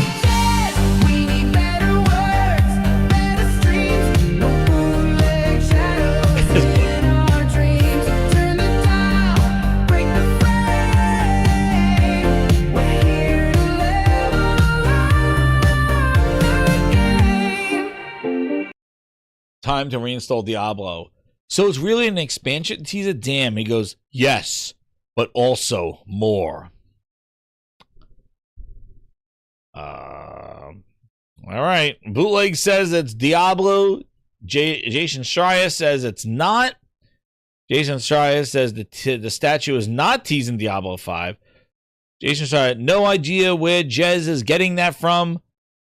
But this statue is not teasing Diablo 4 expansion. I don't currently plan on reporting what it is. Sorry, but it's a good one. So, bootlegging it up again. There we go, man. I did. We call him Les, L-E-Z, Les, because he is walking. He's a walking L. I don't understand it. And the thing is that first off, reinstall Diablo 4. Methinks. You don't even play games, dude. Reinstall Diablo. Why do you have a Diablo? Like, you uninstalled it? Are you saving space? You work at Windows Central. You don't get SSDs? Reinstalling it. Dude, don't play games, man. Les. Get out of here, you bootleg. That bootleg. You get a song for being a bootleg. Les. I gotta make a Les song. That'd be another one, Grinder. That'd be another Les song. Another one. Dusty Ben and Tom Warren fighting Laura Fryer, but she cooking them both as these clowns do not know where to go. Les. This is not an Xbox. These are clowns. I just hit that because I haven't heard that in a while. Anyway, talking about rumors, man. This guy, he comes in clutch a lot. Here he is. Hip hop gamer. He dropped some bombshell right before this stream. Right before the show. I thought we'll talk about it. Am I going to say it's wrong or right? I don't know. But let's talk about if it's real. But let's hear what he has to say. Hit that like button, Grinders. Go to the game, hip hop game. My Hot 97 is going down right now. Look, let's get straight to the point, baby. Steam is coming to PlayStation 6. Confirmed. You know how it gets down when I come around with these videos, you know what I'm saying? And listen, later on, make sure y'all give me the credit when the news come out, you know what I'm saying? And all these outlets be acting like they the ones who broke, they don't break That's nothing. the truth. They show you know us what I'm saying? credit They when ain't break they steal nothing. his shit. Make sure you source this video. You already know what it is. Now, let's get to it. Steam is officially coming to PlayStation 6. Now, obviously, I can't give away my sources and stuff like that, but I'm going to let you in on something. Now, the first thing I can tell you is this, right? PlayStation 6 officially will be more of an open platform. Yes, it's crazy. It's happening with multiple OSs that you can like boot into. So pretty much like I kind of told you before, Copy an Xbox in 2024, in terms of like having a PC mode and a console mode, when I was making reference to what the Xbox is going to be like in the future and everything like that with the whole hybrid stuff. Yep, PlayStation 6, baby. It's going down officially. Steam is coming to PlayStation 6. Now, another reason why they're doing this too, and obviously this is a business move, is PC has been great for PlayStation in a big way. And how do you marry that? And the way you marry it is making sure that more people can stay inside of the PlayStation ecosystem, obviously through the hardware, by having this opportunity to bring Steam to the platform. Yeah. First off, I listen, I'm not saying he's wrong, but let's think about this. Let's think about, like, first off, business move.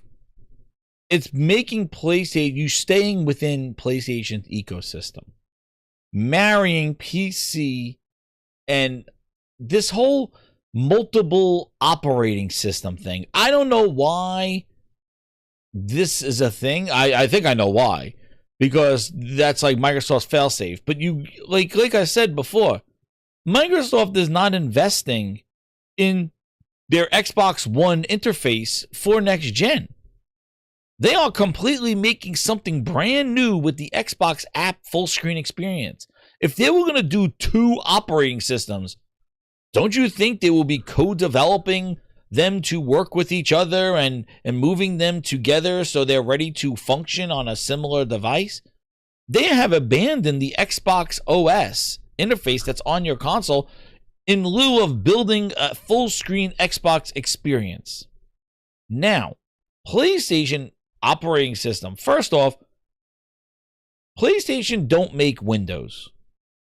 So PlayStation has no vested interest in PC unless they're making Vio again, which they stopped making. If they could sell you a PlayStation and a VAIO, then it's a business decision. But Microsoft makes money, and that's where all their innovation's coming from with Windows. PlayStation to do a dual operating system and have Windows on it, like VAIO? There's no financial vested interest in Sony paying a Windows license to put it on their console. First off, would that make sense for their ecosystem? What ecosystem? Once you stop buying from Steam, you're not in their ecosystem.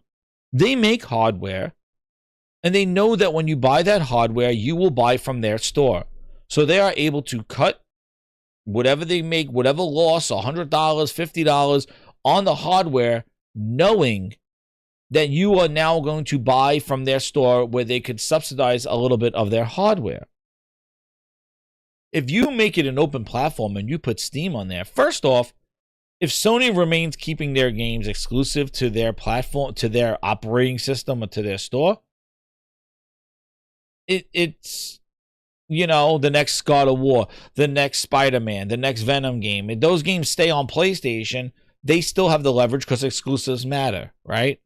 So if they put Steam on PlayStation, exclusives will still give PlayStation the leverage it needs. But how often do those games come out? And that will be putting a lot of eggs in a basket to bank on, just wait for our bangers to justify our console.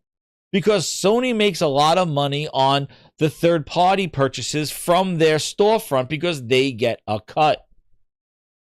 And if they put competing storefronts on their system, a majority of their money that they get a cut from their third parties, the Fortnite DLCs, the Call of Duties, the Maddens, the FC Soccer, all those games that would come from their store, and they will get a cut of the microtransactions, the app, the purchase, all that stuff could now go to a Steam.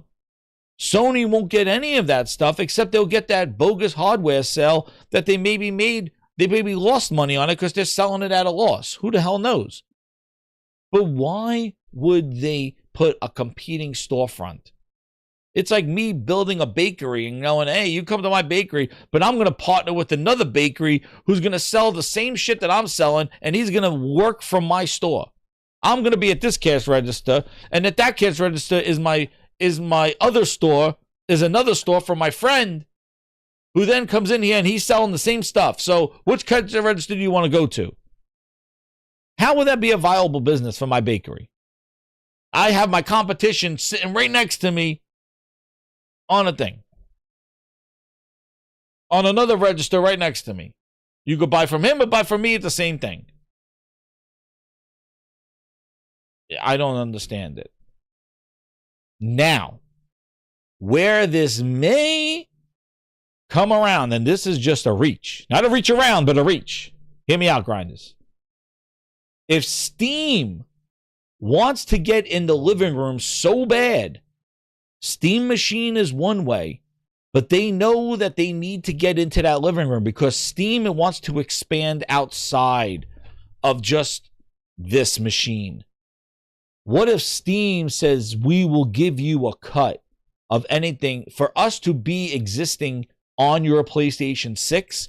We will give you a cut of someone buying from Steam. So if somebody buys a game from Steam, we'll give you 15% of our 30% or half of our percentage, just allowing us like a rental fee of us staying here. For us to get entry into to get our Steam to more people, we'll give you some of the cut. And PlayStation's like, yeah, all right, that brings more games to my platform. So now you have the whole entire library of indies and what is it? In preview games and all these games from Steam that just now become influxed into the PlayStation hardware where you prefer to play. I don't want to play on a keyboard and mouse at a screen. I want to play at my projector right here in my theater. But now the Steam games come with me on the device that I'm playing on that I'm familiar with. And Steam Big Picture and all that other stuff works. That's if Steam wants to get in there, because Steam is making a push. And I think we all see this. I was thinking about the two sides of every story. Everybody's making a push to grow. PlayStation putting their games on PC. PlayStation having a portal. PlayStation even putting games on a Switch with Horizon. By the way, I think it's going to be in Plus this month. Microsoft calling everything an Xbox. We know why they're doing it. Steam now, who has been dominant in this tower PC that I have, in the gaming laptops, in the Steam Deck, in the Steam machines, are now with the Steam machines trying to make a push for the living room, a push for the TV, a push for the entertainment center. Now, they are trying to make a push there. And what happens if that push is to get more of those gamers? Because they already have tons of people on PC, and that's blowing up, but we need to get more. So they created the GameCube. That's step one. Now, we don't expect like a Steam Deck to sell tons of this stuff. So why don't we put our OS or our storefront on other devices? The Legion GO Steam Edition. They didn't keep Steam exclusive to the Steam Deck. They made Steam OS available for OEMs on Legion. What about if we make Steam OS a bootable part of the next PlayStation?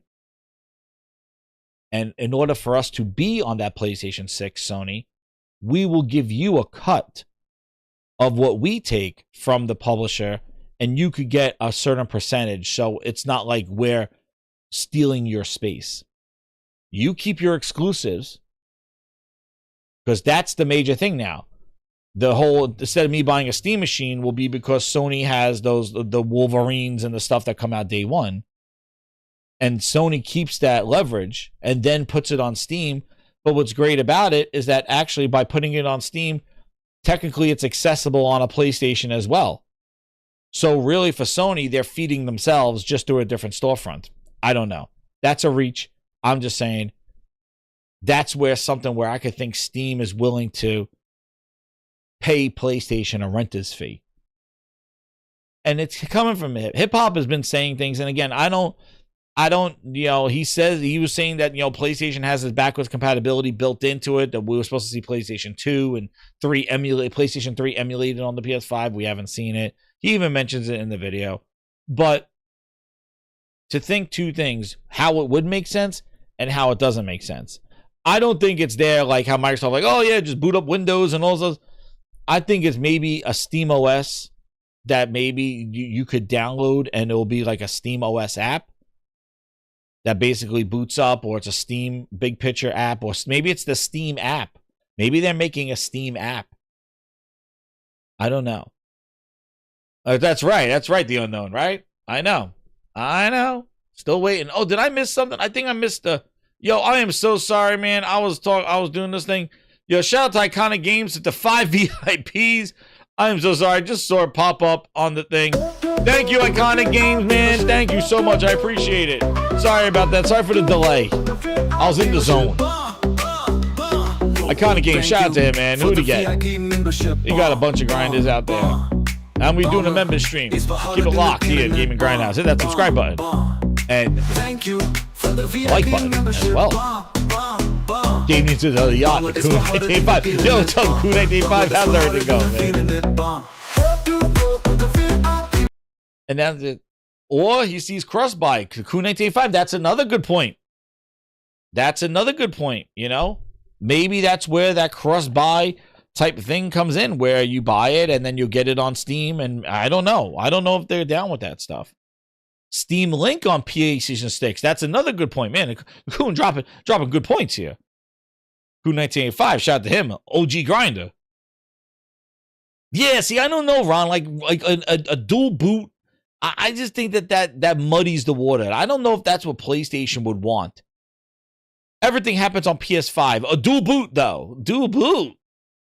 And that's where I think like this whole dual boot shit. Like everybody, listen. Ron, they thought that the dual boot thing was going to be what the Asus ROG Ally was. And what did happen? It's just a full screen app overlay. There's no dual booting. No boot scooting booting. There's no booting. Everybody wants this dual boot. I don't even think the next Xbox will be a dual boot. I think it'll just be the Xbox app overlay. You got to deal with partitions and installation folders. And if it's a dual boot, that means that they may not talk to each other. And that's not what you want. You want these to work integrated together. You don't want a dual boot like, all right, do you want to do Steam today or you want to do PlayStation? You want to do Windows or you want to do Xbox today? But when you dual boot, they don't communicate. You can't share files. You can't share saves unless you could do a cloud save. But you can't play on one partition and another. Like, they don't communicate. Just do dual boot Windows and Mac OS. You got to run them in parallax, like with an emulator within the app, in order for them to communicate with each other. When you have a dual booting, you can't do boot, scoot, and double boot. You would want them to work together. So that's why this dual boot, I think this is people just kind of speculating. I don't know if they're going to fully implement some dual booting, and I don't think PlayStation will allow that. They got to keep it as simple as hell. They don't want to do this. But maybe Steam is willing to pay a renter's fee to have their app or their store or something like that on the PlayStation. But again, if we look at PlayStation's past, Sony's looking to expand their stuff on IP and grow their IP by introducing another store. Then why wouldn't they just put Game Pass on PlayStation 6? Why wouldn't they put Game Pass on their PlayStation now? Because it will take away from their storefront. And like I said, when you look at digital services and stuff, when they report those numbers, dude, there are people buying from their store. Microtransactions, games, DLC, all this stuff from their store. That's where they make the real money. That's the long play. Boot, scoot, and dual boot. That's right, Neil. But that's the play. The play is to get you into their ecosystem, which is their storefront. Apple, get you into their Apple show, its storefront. Microsoft, get you into the Windows store right here. Here's that Windows app right here, Microsoft Store. I'll continue a couple more things. Let's hear. Now, I know a lot of people out there talking about, the Steam machine and the competition and PlayStation got to worry about this. No, you got it all wrong. Had to spin a chain on that one, dog. You got it all wrong. You know what I'm saying? Steam is definitely coming to PlayStation, and it's going to be the one-stop shop for all video games, all generations of PlayStation. And also something that's very interesting too is that you're going to see all the generations of PlayStation benefit from AI in a major way. So think about it kind of like how NVIDIA does with the RTX remixes and stuff like that. That's going to be something that will be a new standard. That's going to be the norm. So it's going to be unbelievable. Now, I know a lot of y'all probably going to be like, well, we heard you say all generations before hip hop, but what about the PS3? What about the PS3? They ain't come to PS5 yet, so like that. Yo, I'm telling you, like I told you before, and I gave y'all the update on this already. It's already there. Like, they can do it. They already have it. Like, you know what I'm saying? But from a business standpoint, this is what I found out later. But from a business standpoint, why get that to you when I can sell it? For example, Red Dead Redemption. That's a PlayStation 3 title, right? But you see that they took their time to upgrade that, and now you can get that on the PS5. Yeah, but that's not PlayStation, though. That's Rockstar doing the game again. That's not PlayStation. Here it comes! Like, that's Rockstar reselling that to you to make up probably for the delay of GTA 6. That's Rockstar saying, yo, we need money and we need it now. GTA 6 was supposed to be out. We delayed it a whole year. Do something for Red Dead 2. That's not PlayStation backwards compatibility. But that's the one thing, though, I'm not getting it here, is that, like, when you're saying it's a business, like, well, they want to sell it to you. It's like, well, then if it's a business, why would they introduce another storefront to take away their business? Like, that's what I don't understand. If we're talking business, like I said, I would not introduce a competitor to have a cash register right next to me to sell the same product that I'm selling. And now it's a choice, right, Phil? Now you choose. And what are you choosing? Like, it would be nice if you bring my Steam library to PlayStation 6 through Steam Link. And again, this is where the media Phil Ness and all this other stuff comes in. The Nessness is that Steam on PlayStation, maybe it's Steam Link. Maybe you stream from your Steam machine to PlayStation. Maybe you could stream Steam Link app on your PC. Maybe Sony allows that because it's just basically a Wi-Fi. It's not a subscription. It's not that. But again, that means that you have to have a PC to stream it to. So maybe Steam Link is Steam coming to PlayStation. Maybe they're going to make an app. Maybe that's their push. And since there's no subscription, maybe they'll pay PlayStation to say, hey, we'll make Steam Link on there so you could stream your PC games to PlayStation. Now Steam is on PlayStation. You know what I mean? So we don't know in what way Steam will come there. Will it be native? Will it be a Steam Link? Or will it not even come at all? But I just don't see the business of it, of Sony putting a competitor storefront on their thing because they sell the same games. Like Marvel Invasion comes out today.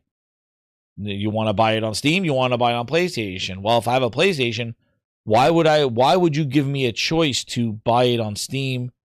On why? I bought a PlayStation to buy it from the PlayStation store. I wouldn't buy a PlayStation to say, oh, now I'm going to buy Steam games. It doesn't, the logistics is not there. It doesn't make sense from a consumer perspective. Like I said, I'm looking at a store, I'm looking at consoles, and I'm like, why would I go indirectly to go, oh, well, I could buy a Steam machine if I want to buy my games from Steam, but I could buy a PlayStation and play Steam. Like, it's just sort of like the 12 degrees of Phil Ness or 12 degrees of Kevin Bacon. Like, why would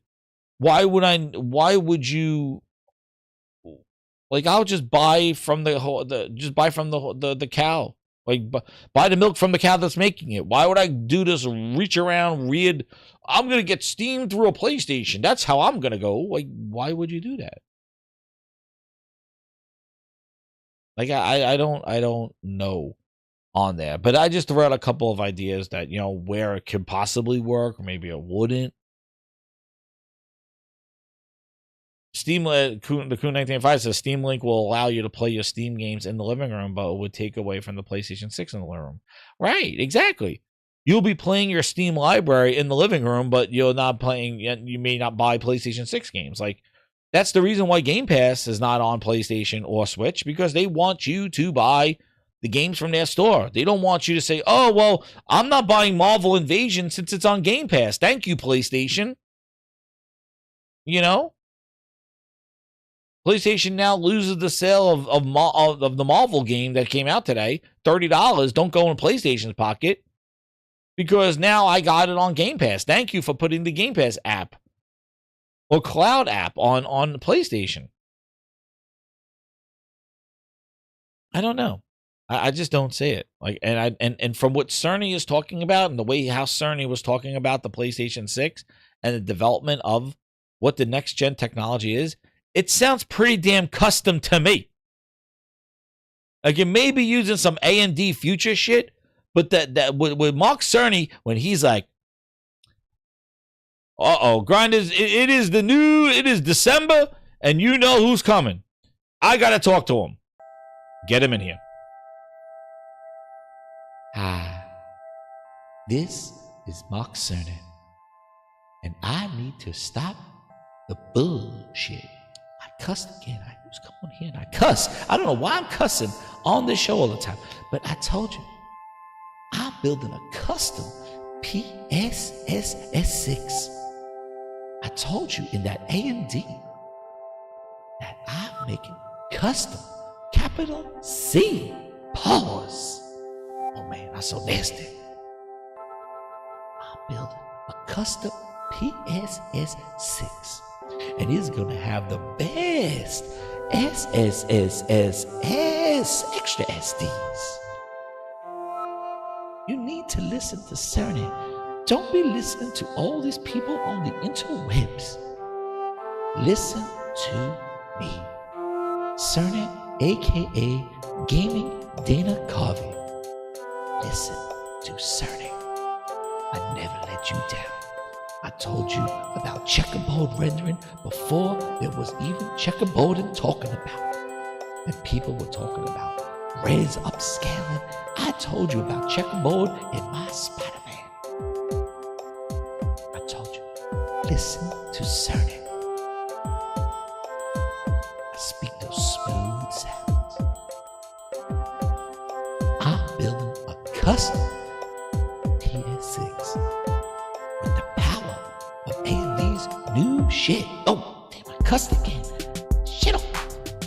Cussing. AMD is funneling the power of PS6.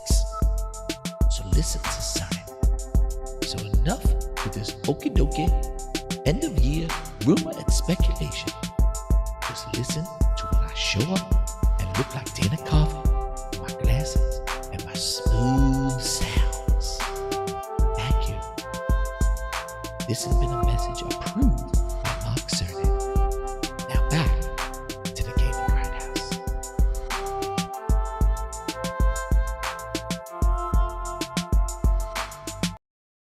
Yo, man. I can't compete with that. I told you we got big. But the fact that we got firsthand Mark Cerny right here. Thank you again, Cerny. Thank you. You're welcome. Oh man, he's such a he exits. He's like a ghost. He just fades out back to where he comes from, and then he comes in here when he has to drop some facts. But listen to Mark Cerny. Cerny just came on yet. You got it. That sounded custom. There you go, Cerny in the chat. There we go. Crooked Vulture, Don John, there's a Cerny emoji. Use those emojis. Grinders, I work hard on those emojis. If you're a VIP, flex those emojis. He put all the S's in that SSSD. But I'm telling you, like, again, Microsoft crawling. PlayStation sprinting. Microsoft got the Windows, the future of gaming. No, we don't need that Windows shit. I gotta pull out my Hoggeet. I gotta pull out a Hoggeet right now. Stop! Enough! I gotta pull out the Hoggeet. Stop! Enough! Oh man. He slowly dissolves away. Hit that like button. Oh man. But does it come out? We gotta wait and see. But I don't think Sony can be selling PS6s. Oh, the power of Steam is on here. Yo. You can blow that one out your ass, Herminator. But did you see the power of Steam and then having our tentpole titles? We have our tentpole titles and then we have the power of Steam. It is a great matchup and partnership. But you got to make sure that we have our tentpole titles and the quality that I come to look at. And you get to forget, we are the home of Aloy. Oh yeah, baby. And my girlfriend. You got to remember, we got Aloy. Yes. Aloy. Never mind Aloy. But Aloy lives here on the PlayStation. But we also have Steam. And then our tentpole titles that maybe go to Steam and they're day one games. You know, Herman, get that. Like, you think Herman gonna come out there and hype up Steam? And then what? Oh, what about your service games? Oh, they go Steam and PlayStation day one. Well, where do I buy it from, Herman? I don't know where you want to buy it from. You could buy it from the Steam partition, or you could buy it from the PlayStation Store. I don't know. But where you decide, but I know where you want to play Aloy, baby. That's gonna be Aloy. I got set. Stop it. Not about Aloy. But where do you buy my day one multiplayer games? Do you buy it on the Steam partition? A dual boot? Or you go to buy it at the PlayStation Store? Like, really? Like, is that what I'm gonna do? Lego Horizon 2. We don't talk about laser. Lego Horizon 2 and also Helldivers on the Xbox. I lost a bet on the yacht. I was a little drunk on the yacht. I lost a game of chess, and it was not good, so I had to make the games for the Xbox and Nintendo Switch. You heard it here first, Grinders. I got Cerny and I got Herman Holtz here. These are my sources. Everybody I'm not going to reveal. I reveal my sources. I had Mark Cerny and I had Herman Holtz. Who else do you want?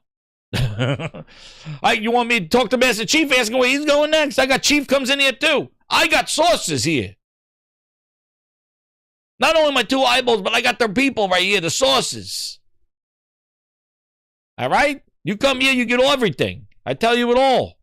The real people come right here. Herman, Cerny just told you.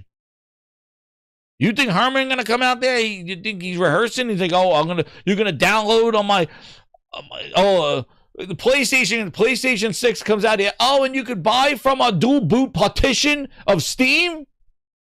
Who? Dual boot. Who's booting what? Who threw up? No, not that kind of boot. A dual boot. Who's booting? Boot tooting what? No, the PlayStation could boot into Steam. It's a dual boot. A boot? It's only 1 terabyte. Half of it's taken up by PlayStation, and half of it's taken up by Steam. So you get a half a terabyte each. Dual boot. Why? Why do I want a half a PlayStation? like, what? like, we'll give you 1 terabyte. You only get half a PlayStation. You get the P, not the S. P is PlayStation, the S is Steam. There you go. PS6. Play Steam 6. You get a half a PlayStation. Hiroki, all about this. Yeah, and what about, and all this dual boot? Here's another little fact, grinders. Dual boot, ready? What do we do about paying online? Hello? So this is the same problem that Microsoft has. So I buy it from Steam, then I don't have to pay for PSN, right? So PlayStation, again, loses money. So I could buy all the multiplayer games day one on Steam and not pay online on a PlayStation 6. Anybody? Great business. Can't wait. Yeah, because that makes a lot of sense.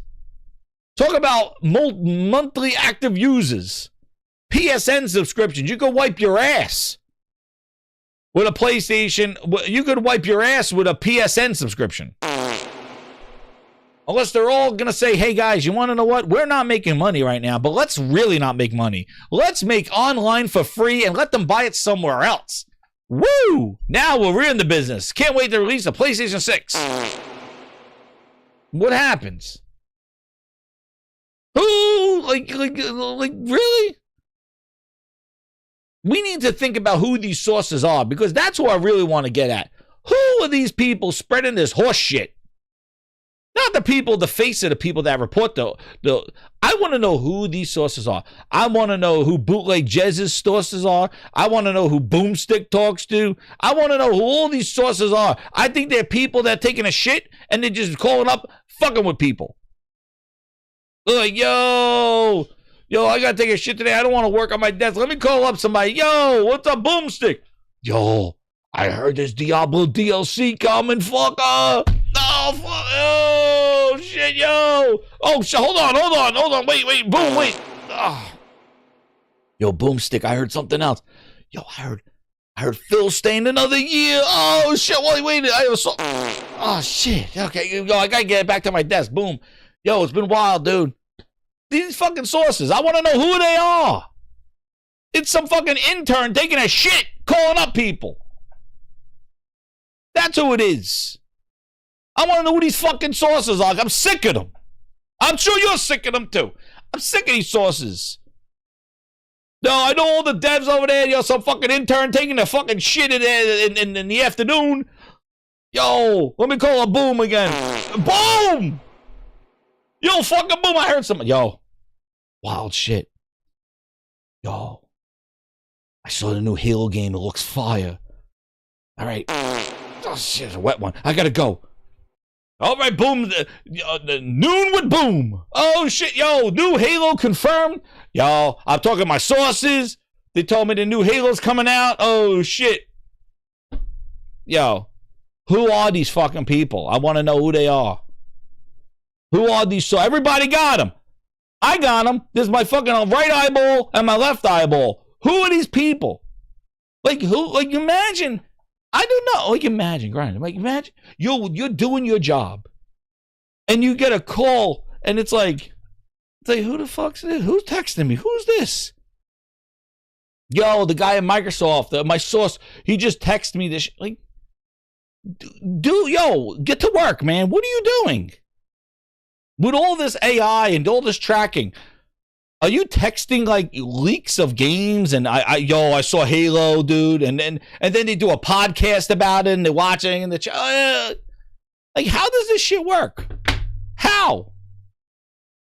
Like, imagine if I can't imagine you work for Microsoft in the development team, and you hear some shit at a meeting, and the first thing to do is go to the bathroom and go text Boomstick. like, yo, I gotta tell my YouTubers. Like, yo, I heard some shit. I gotta go text my YouTubers. Like, is that how this shit works? I need to know. I need a source, not a pasta sauce. I need a source because somebody in the chat tell me, like, how does this shit work?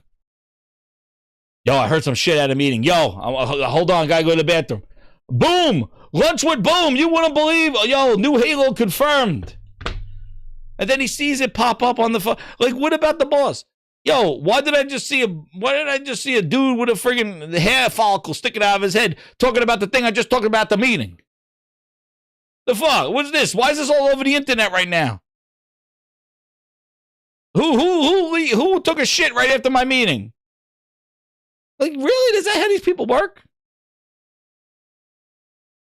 And they're texting, like, no security, no reprimanding, no, like, fucking, like, no, like, yo, you're breaching some confidential shit, like, about games. Like, we won't show anybody gameplay or believe its existence. We have project names for shit. But you're just going to go call up Boomstick on YouTube and just fucking have the dude, like, leak our meeting. Like, this is how this shit goes down. What I've been talking to the devs. Like, really? Yo, I heard the first thing they think is, let me go to my YouTubers. I don't know. It's wild shit right now. like, how long you think you would stay at your job if you have a confidential meeting about some shit that you're working on, and then all of a sudden it's all over the internet after the meeting? I would, as a boss, I would call everybody who was at that meeting, go, which one of you motherfuckers went to the bathroom and told Boomstick what happened? Like, seriously. Like, seriously. Tell me how, like, I don't know. Am I tripping? Am I fucking losing it, Grinders? Am I losing it? Because I need to know. We got 30 people in a room. I just talked about some shit. Now it's all over the internet. I'm calling those 30 people in the room going, who the hell told their YouTuber? Get out of here. Booty, was it you? Oh, shit. Oh, you shitting up the place.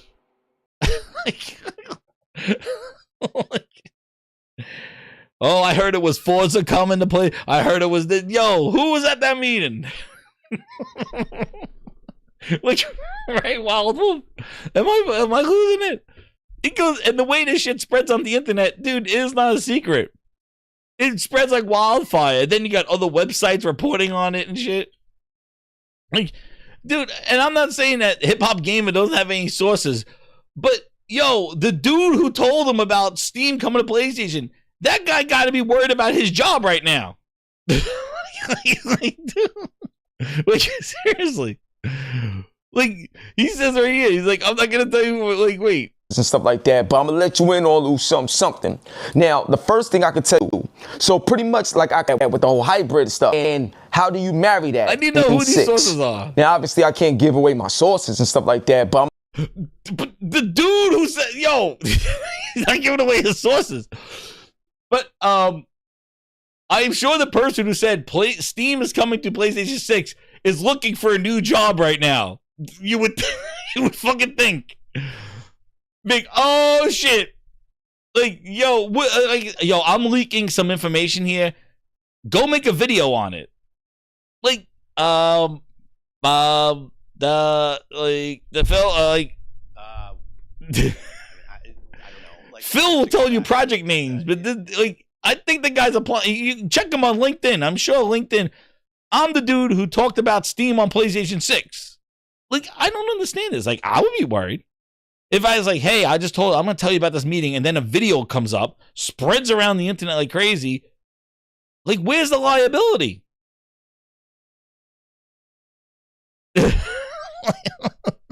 Companies do this all the time. They're controlled source. They're controlled leaks, right? That's what I'm assuming, because these are not real. Like, these are not real secrets. Like, this is meant. I don't know. It's just wild. It is wild. Like, you would think in the world of security, dude. I forward an email with an attachment of a photograph. It writing me up. It's like, yo, you can't be doing this. The fucking alarms go off and all this shit. Dude's like, yo, I just heard this shit in a meeting about a super secret game that's being developed all over the internet the next day. Yo, Brian, my source right there. There's Byron right there. Pokemon's coming to the PlayStation. Yo, I'm going to do a video now. Yo, my sources told me that Metroid Prime is coming to PlayStation. I can't reveal who they are. Byron Cutler. I don't know, man. But I need to know how these things go. I need to know. Project Toilet Break. Like, listen, am I tripping? But like, I really just think this shit. I'm like, how does this mangle my sources? PlayStation go to Atari. Oh, like, yo, I'm gonna make a video. Like, I don't know. And not saying I'm not, again, this is not about, it's a lot of those Xbox sources, but like, you know, hip hop is pretty wild. I know he has like AMD connections. He has a lot of PR and a lot of shit. He's a cool dude, but, and, you know, he's been right. And I think that, you know, they do a disservice to him because he does talk to like this shit very confidently, and these things do happen and nobody gives him the credit. So that's messed up. So I'm glad, you know, if this happens, they better give him the credit, but they better give him the credit for all the other stuff. So like, I'm not talking about him in that sense. You know, because he has been more accurate than some of these other people. I'm talking about all these other clowns, these other YouTubers that have sources. You know, people got to be worried for their job. Like, these sources are like, they're walking a thin line, I would think. Booty Cutler. Yeah, he does get shit right and gets ignored. So that's some bullshit. Like, that, him of all people. That's why I'm leaning into this. Like, maybe it is somehow. Maybe he was told Steam on PlayStation, but we don't know how. He's speculating dual boot. Maybe it's the Steam Link. Who the hell knows? And if Sony's doing it, yo, listen. If Sony's doing it, I'm not here. I don't run Sony. If Sony is putting Steam on PlayStation and they think that, yo, I got a song for you.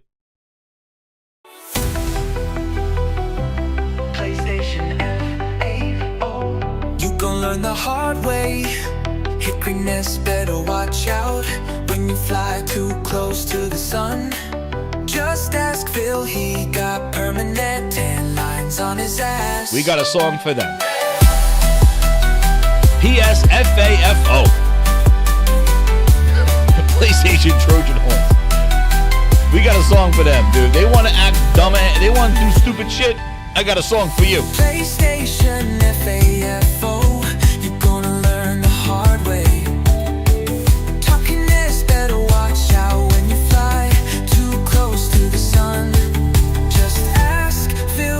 Permanent tan lines on his ass. There you go, grinders. We got a song for them. That's right. They want to be goofballs. They could be fun. They could be some goofballs. That's right. PSFAFO new console, dude. That is definitely, that'll be the end of it. The PlayStation 6666 triple sixes. Freaking go to hell. That's what it is. Sony is cooked. That's right. He got permanent. Don John, he got permanent tan lines on his ass because he flew too close to the sun. Oh man, pause, Phil. Oh shit, we wild here. Hit that like button, grinders. 130 ass people in here. Hit that like button. We're gonna come to the humdinger of the humdingers.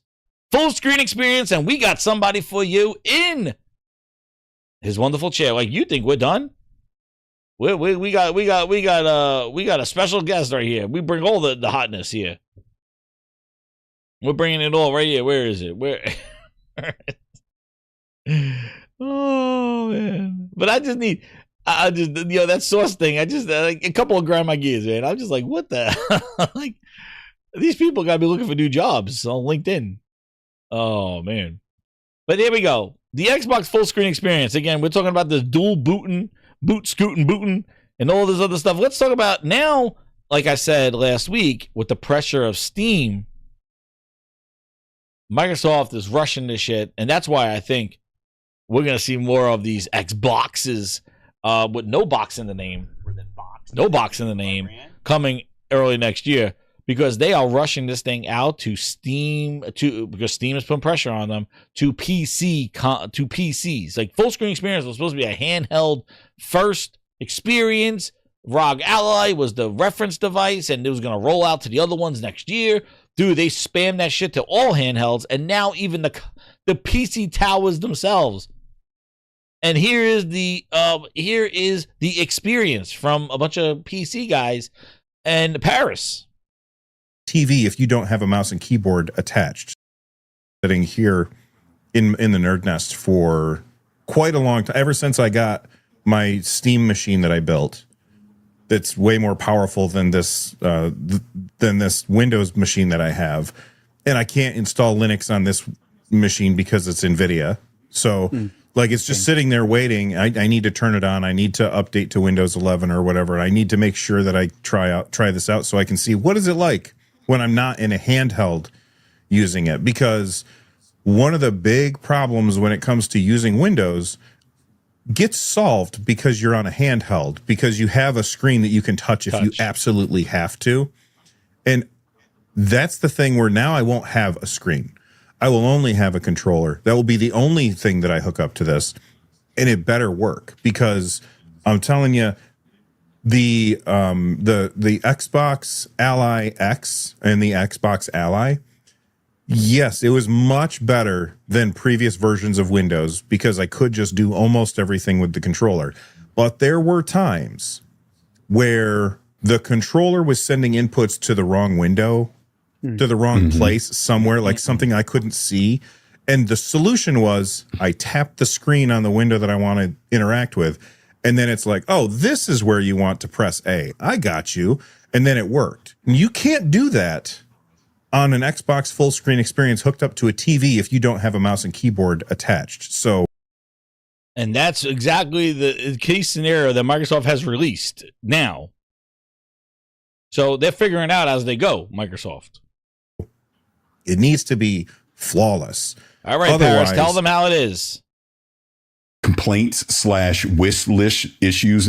And he is so like he won't. These three guys roast the hell out of Windows. These three guys, like they bring up, like they know the pain of Windows.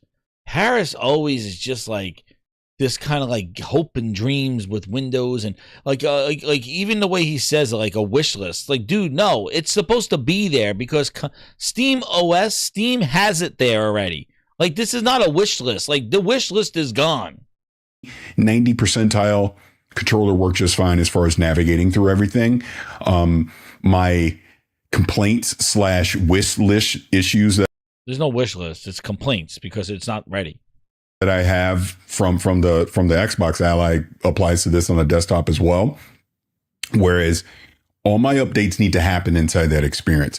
I should never have to leave that experience at all. That's what Valve solved with SteamOS. I never have to leave that UI. So they still got work to do on that. Work to do on that? How? Like, what kind of work to do? Like, really? What kind of work to do? Windows updates are always going to exist. The Xbox app updates more. Like, every time I open up that Xbox app, it always wants an update from the Windows Store. So I got to go to the Windows Store to update the Xbox app. Like, I got to go to this app here, the Windows Store app, to update the Xbox app, because the Xbox app doesn't get updated through Windows updates, because those are security updates and OS updates. Those are Windows updates. On top of that, the game needs to update in the Xbox app, which you can't update unless you update the Xbox app. All these sound like Windows problems that are not going to get fixed because it's Windows. And Windows team will only allow so much to happen. That's why a lot of these criticisms I don't believe will ever get addressed, because the Windows team will only let them go so far, and you only could go as far as that stupid app could let you do, because it's just a app. Excuse me. I know they did the gamer profile things on the handheld, so they're Which, by the way, gamer profiles has been going on since NVIDIA. You could do that with NVIDIA GeForce. Like, you go there and it will like configure your games for you to run optimized. You could optimize them based on performance and resolution. So these profile settings have already been done by both AMD and NVIDIA on computers for the longest time. So Microsoft is just doing it. Asus even does it. The OEMs started doing it on their handhelds because Microsoft and Windows just sitting on their ass. But now they're doing it. But they're only doing it so far with their games and probably games from their store. They're not going to do it with a Steam game yet on that thing with the gamer profile where they'll set configurations and stuff. Slowly but surely starting to do some of those updates. But here's my thing, and this goes into my conspiracy theories here. Ooh. I think 2027, holiday 2027 is the next generation of Xbox, and they're slowly rolling out this full screen experience. Lessons learned, they're going to iterate.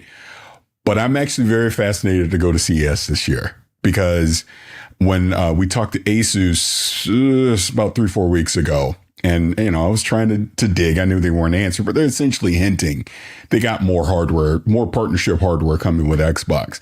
I do think, and I'm doing air quotes, a current gen Asus Xbox is coming from them that will have this full screen experience as a part of it. But to everything that you just said, Bill, it's not going to work if I have that thing hooked to my television. And now all of a sudden there's an input issue that I need a secondary device, touchscreen, mouse, keyboard, or whatever the case. So why would anybody be excited about new hardware coming from Asus or a launch of something in 2027 when this shit is not ready after Microsoft has been teasing it for a year and they finally shipped it, and these guys are complaining about how bad this experience is, and we're going to get excited for expensive hardware in PCs from Asus and OEMs on software that's not ready for prime time. Like, this is where I still don't understand. Like, how can you get excited from anything from Windows and Microsoft when the shit's here right now and it's not working? How do you get excited for, I'm going to buy more hardware where it's not going to work on there either? Like, you'll be a fool to be excited. Oh, I'm going to be excited about more hardware at CES when the software is still not ready and it won't be ready. That's where I don't understand the logic here. I don't understand the logic of how can I get excited for new devices to feature this shit when this shit's not ready right now on the devices that it's on. And 2027 is not going to fix it either. I think you know, the clock is ticking, so to speak, over at Redmond. Where the clock has tuck. Pause. The clock has tuck Vecna style. Dong, dong. Dude, it's been donging. It been donging. I need this. The clock's ticking. The clock's ticking. Yeah, it's ticking. It's like this. Dong.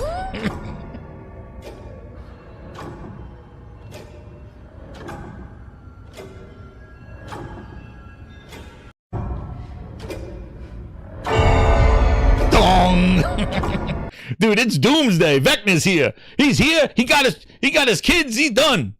Dude, the cloud is, it is done. they need to figure these things out and get it to where it is. And ironically enough, not to pull Valve back into it, but just very briefly, I actually, when the Steam Machine stuff first got rumored that, oh, they're about to announce it, I went back and saw a video with Gabe Newell at GDC in 2015, and it was just so ironic what he was talking about. 2015, Gabe Newell will be talking about this, and they think Xbox is going to fix it in, what, 2 years? It's going to take, for Microsoft especially. So, Go ahead, Kerry. The one thing I wanted to talk about is that I actually had addressed this at Gamescom. I gave Xbox the business. See? He was at Gamescom. That's why I played his video. He was at Gamescom, and he roasted Xbox. I was just like lacing into him. I was like, look, these are the things that you guys need to do. And I was like, is there is there some way for the controller to have an ejector seat? There needs to be a way, like right now, OEMs handle this inside of the Xbox Game Bar, but Asus does it, MSI does it, and they can emulate a mouse function in the controller. I'm like, is this something that Microsoft is going to do by default, vanilla, for people that just build their own machines? And they were like, no. And I was like, this is going to be a real problem, guys. Like, you. That tells you where Microsoft's mentality is. They will not build anything into their own controller in their operating system as an override to make sure that the console experience is there with the controller. Like emulate a mouse with their controller. He said he asked them, so you need an ejector seat for when that pop-up comes up, for when that issue pops up and I can't touch my screen. I need a keyboard and mouse. I need to make sure that my controller could override this and touch and mouse. Are you going to do that and make sure that it's consistent across all Windows products? And they told him no. They're going to leave it up to the OEMs. Typical lazy ass Microsoft. He says when those things pop up, and there you go.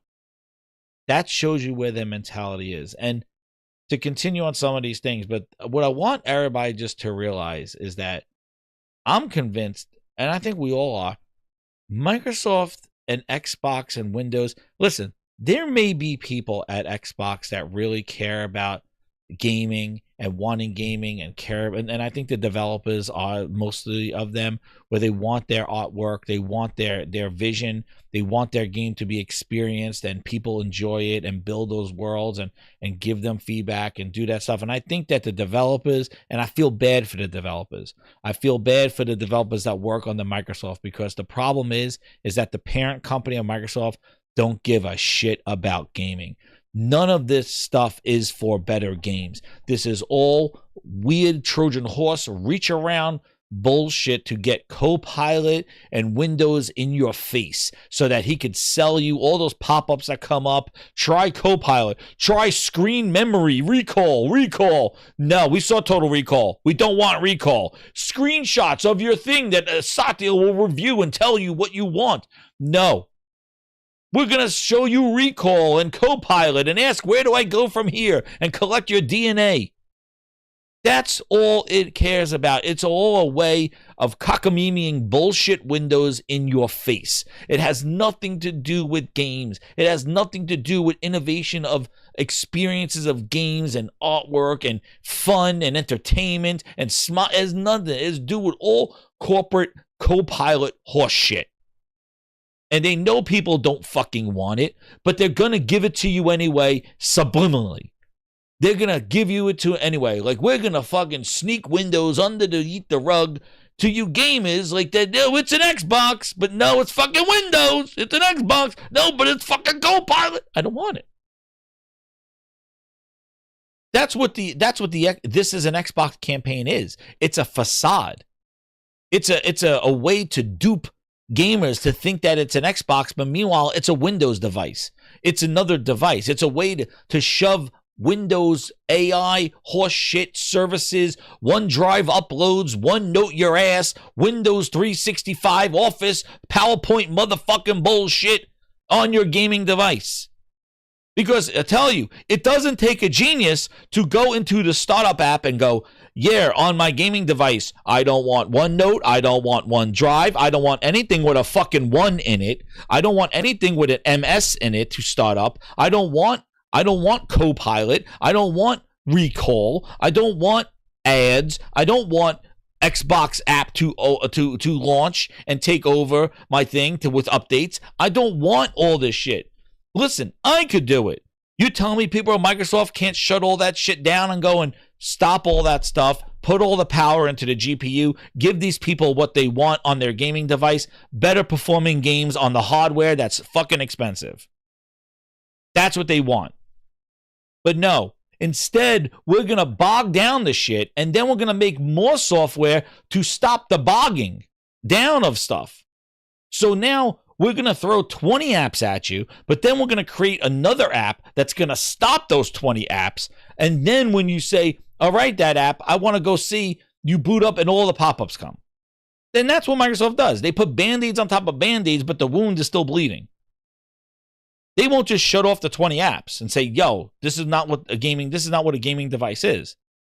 This is hooked up to a TV. 20 apps don't need to upload. Instead, we'll keep those 20 apps shoved in your face because Satya wants it and the Windows team, but we'll create another app to stop those other apps. Yay! It's like, yo, you're just putting a Band-Aid on a leak. That's all you're doing. When you have the power to just stop it. Give them the hog eat. Stop enough. And you're telling me the Windows team don't realize this shit? The Xbox team? But that experience, what I'm explaining about, that's what a gamer wants. That's what gamers always wanted.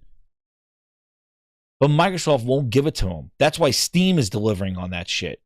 They're giving people what they want. And Microsoft now has to try to find ways to pussyfoot around it with not exposing Windows for the horse shit that it is. So they're going to put lipstick on a pig. Oh, look at the Xbox app. Look at that red lipstick. Green lipstick. It's like, no, yeah, but it's... Meanwhile, it's like, well, why are you putting lipstick on a pig when you got a whole ham in the oven? The Xbox OS right there. The Xbox experience on your console. It's right there, controller friendly, all these complaints that these dudes are talking about. Do you think this guy in the upper right-hand corner is complaining about a touch? Is he worried about a touchscreen prompt when you boot up your Xbox Series consoles? When you boot up your Xbox Series consoles, are you worried that a pop-up's going to show up and you got to plug in a mouse and keyboard? No. It's never a problem on the Xbox console. So why is it a problem over here? It shouldn't be. You solved it 20 years ago, 24 years ago. Stop. Why are we reinventing the wheel when everybody's driving on cars? You need to have ejector seats on any of these things because when you have a controller only, even though you have all these, even like UAC prompts can now be done by a controller. You can do pin code access by a controller on the start screen. All of these things are now present on 25H2 on Windows 11. And then even outside of the Xbox full screen experience. But all of these things are like the parts that are there that you can get somewhere with a controller, but not everywhere with a controller. That's a problem. And then you're just like, are you worried about that on console? No. The Series X doesn't give you don't have to worry about that scenario. But see, why is Microsoft having to reinvent the wheel? Because all these are solved.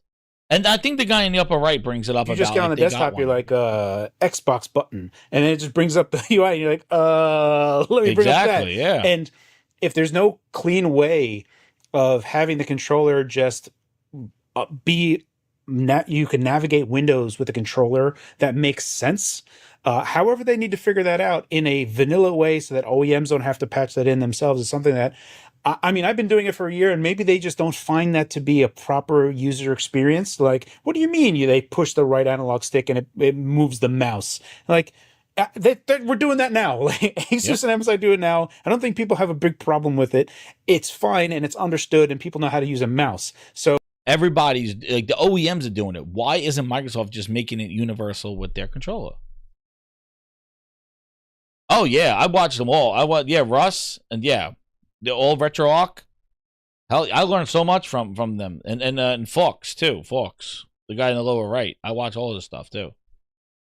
But yeah, I watched the guy with all those things. Yeah, that's right. I mean, like these. That's why I wanted to show this video because this is telling you like this app is not ready. And the fact that Microsoft's mentality when he said he went there, and he was like, dude, why don't you just do it? Why are you leaving it up to? Is Lenovo going to do it? Is Asus going to do it? Is HP going to do it? Like, why are you leaving it up to the OEMs to do it and develop the software and have jank software and some are reliable, some don't do it? When you own the operator, just do it. If you care about the gaming experience, you would make sure that you do it. Why wouldn't you do it? Everybody's doing it. You just need to make it happen. Steam does it. Yo, when you have a Steam Deck and you go to desktop mode, you could control with the trackpad, which they actually have. And he actually brought up about the trackpad for the Steam machine might be a better Windows controller than their controller. Because somebody asked, like, do you think they'll put a trackpad on the controller? And he's like, no, I don't think they will. That would solve a lot of it. And I can see Microsoft doing some sort of lazy thing eventually, going like, yeah, we can't get to work. Oh, trackpad, you know? Just like how if you want an example of how Microsoft navigates shit, just look at touch on Windows. What a disaster that was. From Windows 8 with the big squares and the touchscreen interface to this, same shit. Let's move ahead to where podcast or on one of my videos that I made is somebody asked if I thought that Microsoft would put touchpads on their controller, and I'm like, you have an Xbox, you have an Xbox controller, you press the Xbox button, maybe that just opens up the Xbox full screen experience, right? That's just a boop, there you are. Now you can just do everything in a thing. But I still feel that there is a real thing there where having a mouse mode is still kind of necessary, where you are going to be in a couch-like position where you need to give someone the tools to be able to do everything on Windows with a controller if the time comes up to it. Just bringing up a keyboard, bringing up whatever, navigating a keyboard, exactly how Xbox already does a keyboard. And a lot of that stuff is muscle memory. So I still feel like I'm totally on board with you guys. And he says podcaster on one of my videos that I made is somebody in the right direction, which is something we have not put a bunch of R&D into getting this device ready to go. And then suddenly the software that like Microsoft software team isn't ready. This is the one part I wanted to do. Last part on here was when he talked about the OEMs, how pissed they are. Because I brought that up on here. I was like, don't you think Asus is upset? Because the ROG Ally X, like the hardware is great. But the biggest complaint about the reviews pointed out was the Xbox full screen experience. So, like, this guy brings that up here, and that's why I wanted to highlight that. We want to make this efficient, especially on handhelds. Lots of stuff that I talked about. We talked about this before, but let me see. There is still a lot that they have to accomplish. I hope they do. They have time, but like you said, time is running out. Especially if they're partnering with third-party vendors to make hardware. You know, if Asus makes the Xbox ROG Series X or whatever the hell they're going to call these Xbox things. Machine. If they make this device and Windows is not ready, that is going to, like, if I'm Asus, I'm thinking of suing because they dumped a bunch of R&D into getting this device ready to go, and then suddenly the software that like Microsoft software team isn't ready, and I'm like, if I don't launch this now, the hardware is going to be outdated. But if I launch it now, everyone's going to tell me that it's a piece of garbage because the experience is bad. And, you know, like Russ said, the experience can improve over time, and big picture mode has giant leaps and bounds. And yes, Microsoft is in the crawl phase, and they are crawling in the right direction, which is something we have not been able to say until this year. I just think, boy, oh boy, I hope they get it done in time, because otherwise that's bad news bears. Yeah. And that was the point. But I'll put the link to the video because they have a good discussion later on about the whole, about Destiny, the AI issues and things like that. It was a good show with those guys because I do watch their show on there. But I saw Paris was on there, and but I know he was asking for the full screen experience. So, but he, in the sense of but what's interesting is what he just brought up was exactly what has happened to the ROG Ally X. The ROG Ally X experience was ruined by the full screen experience. Like, Asus Armory Crate was pretty damn good, but it was better than the Legion one, and it was better than MSI's. But what's crazy about this full screen experience, it's not ready. And these OEMs, we already did this with the head mounts. Everybody made head mounts, but the Windows mixed reality wasn't ready. And what happened? Nobody used it and it was gone. And now we got this full screen experience. You got these OEMs banking on the Xbox app. It's the experience of gaming. I'm building a dedicated gaming that's supposed to be under your TV. Dude, you're sitting back 6 feet from your TV, 10 feet back from my projector. You get a prompt on the screen.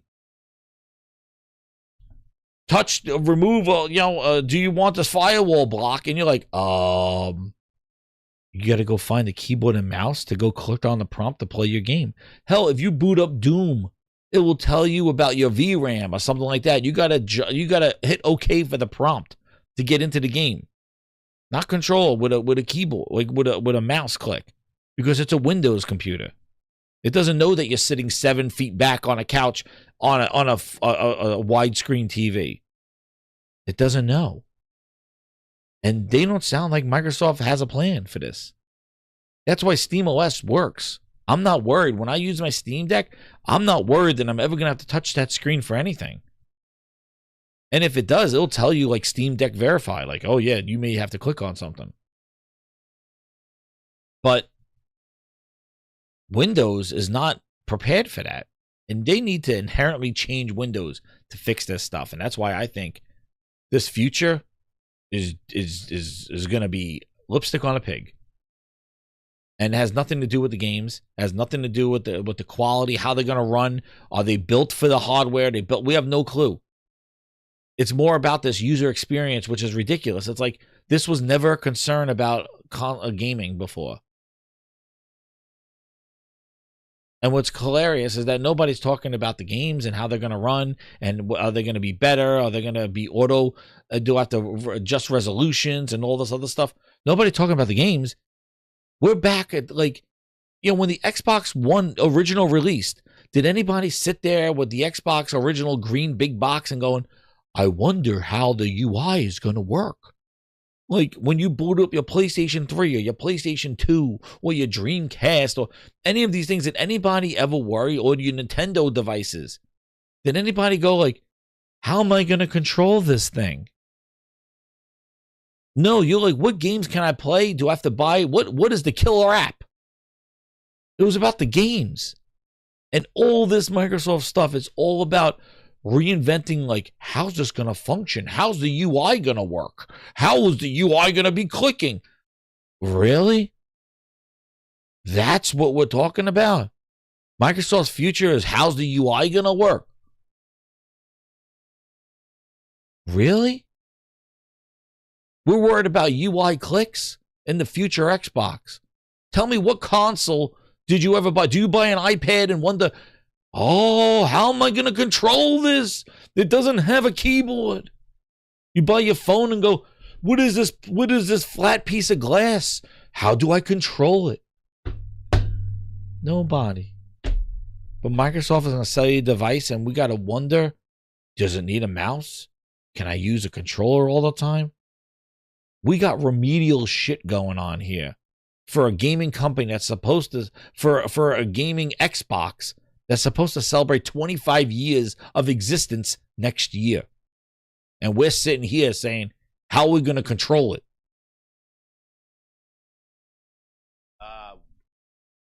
Wild. I don't know. Like, I'd have to go back and look at that.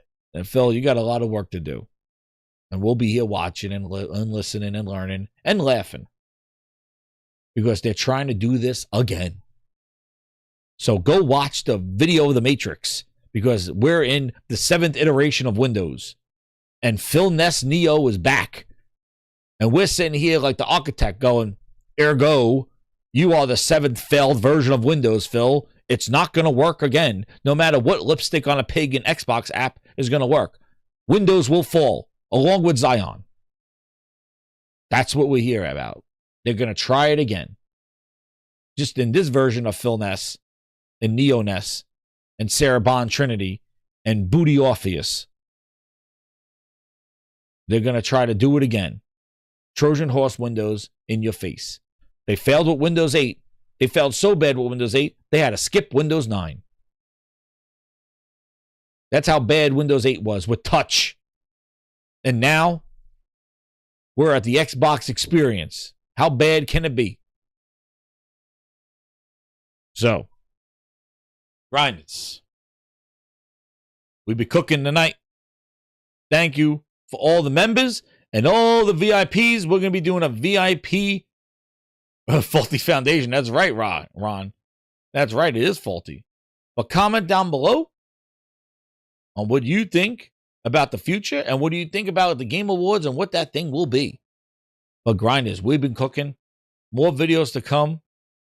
And we're going to be doing a VIP stream. Phil is still in the Matrix. He is. This is the 7th version of him. 7th version. He's going to choose the door on the left this time.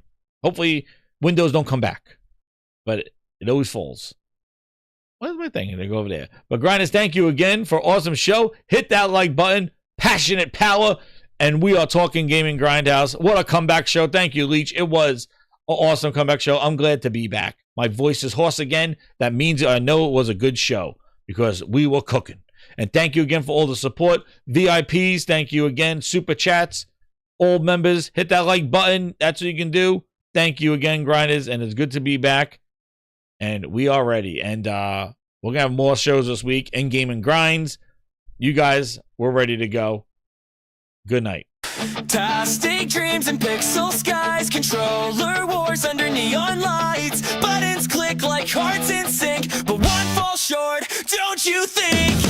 PlayStation, it is not Xbox, no way, who copies last place on today? Sales climb high, like rockets they go. PlayStation wins, just thought you'd know.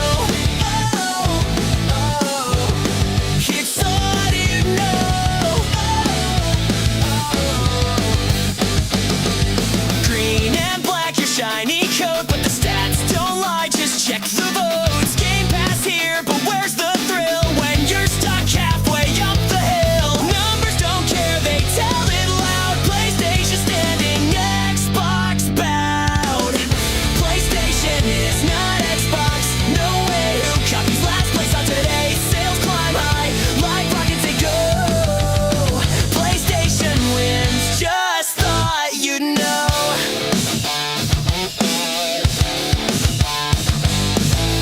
Pixel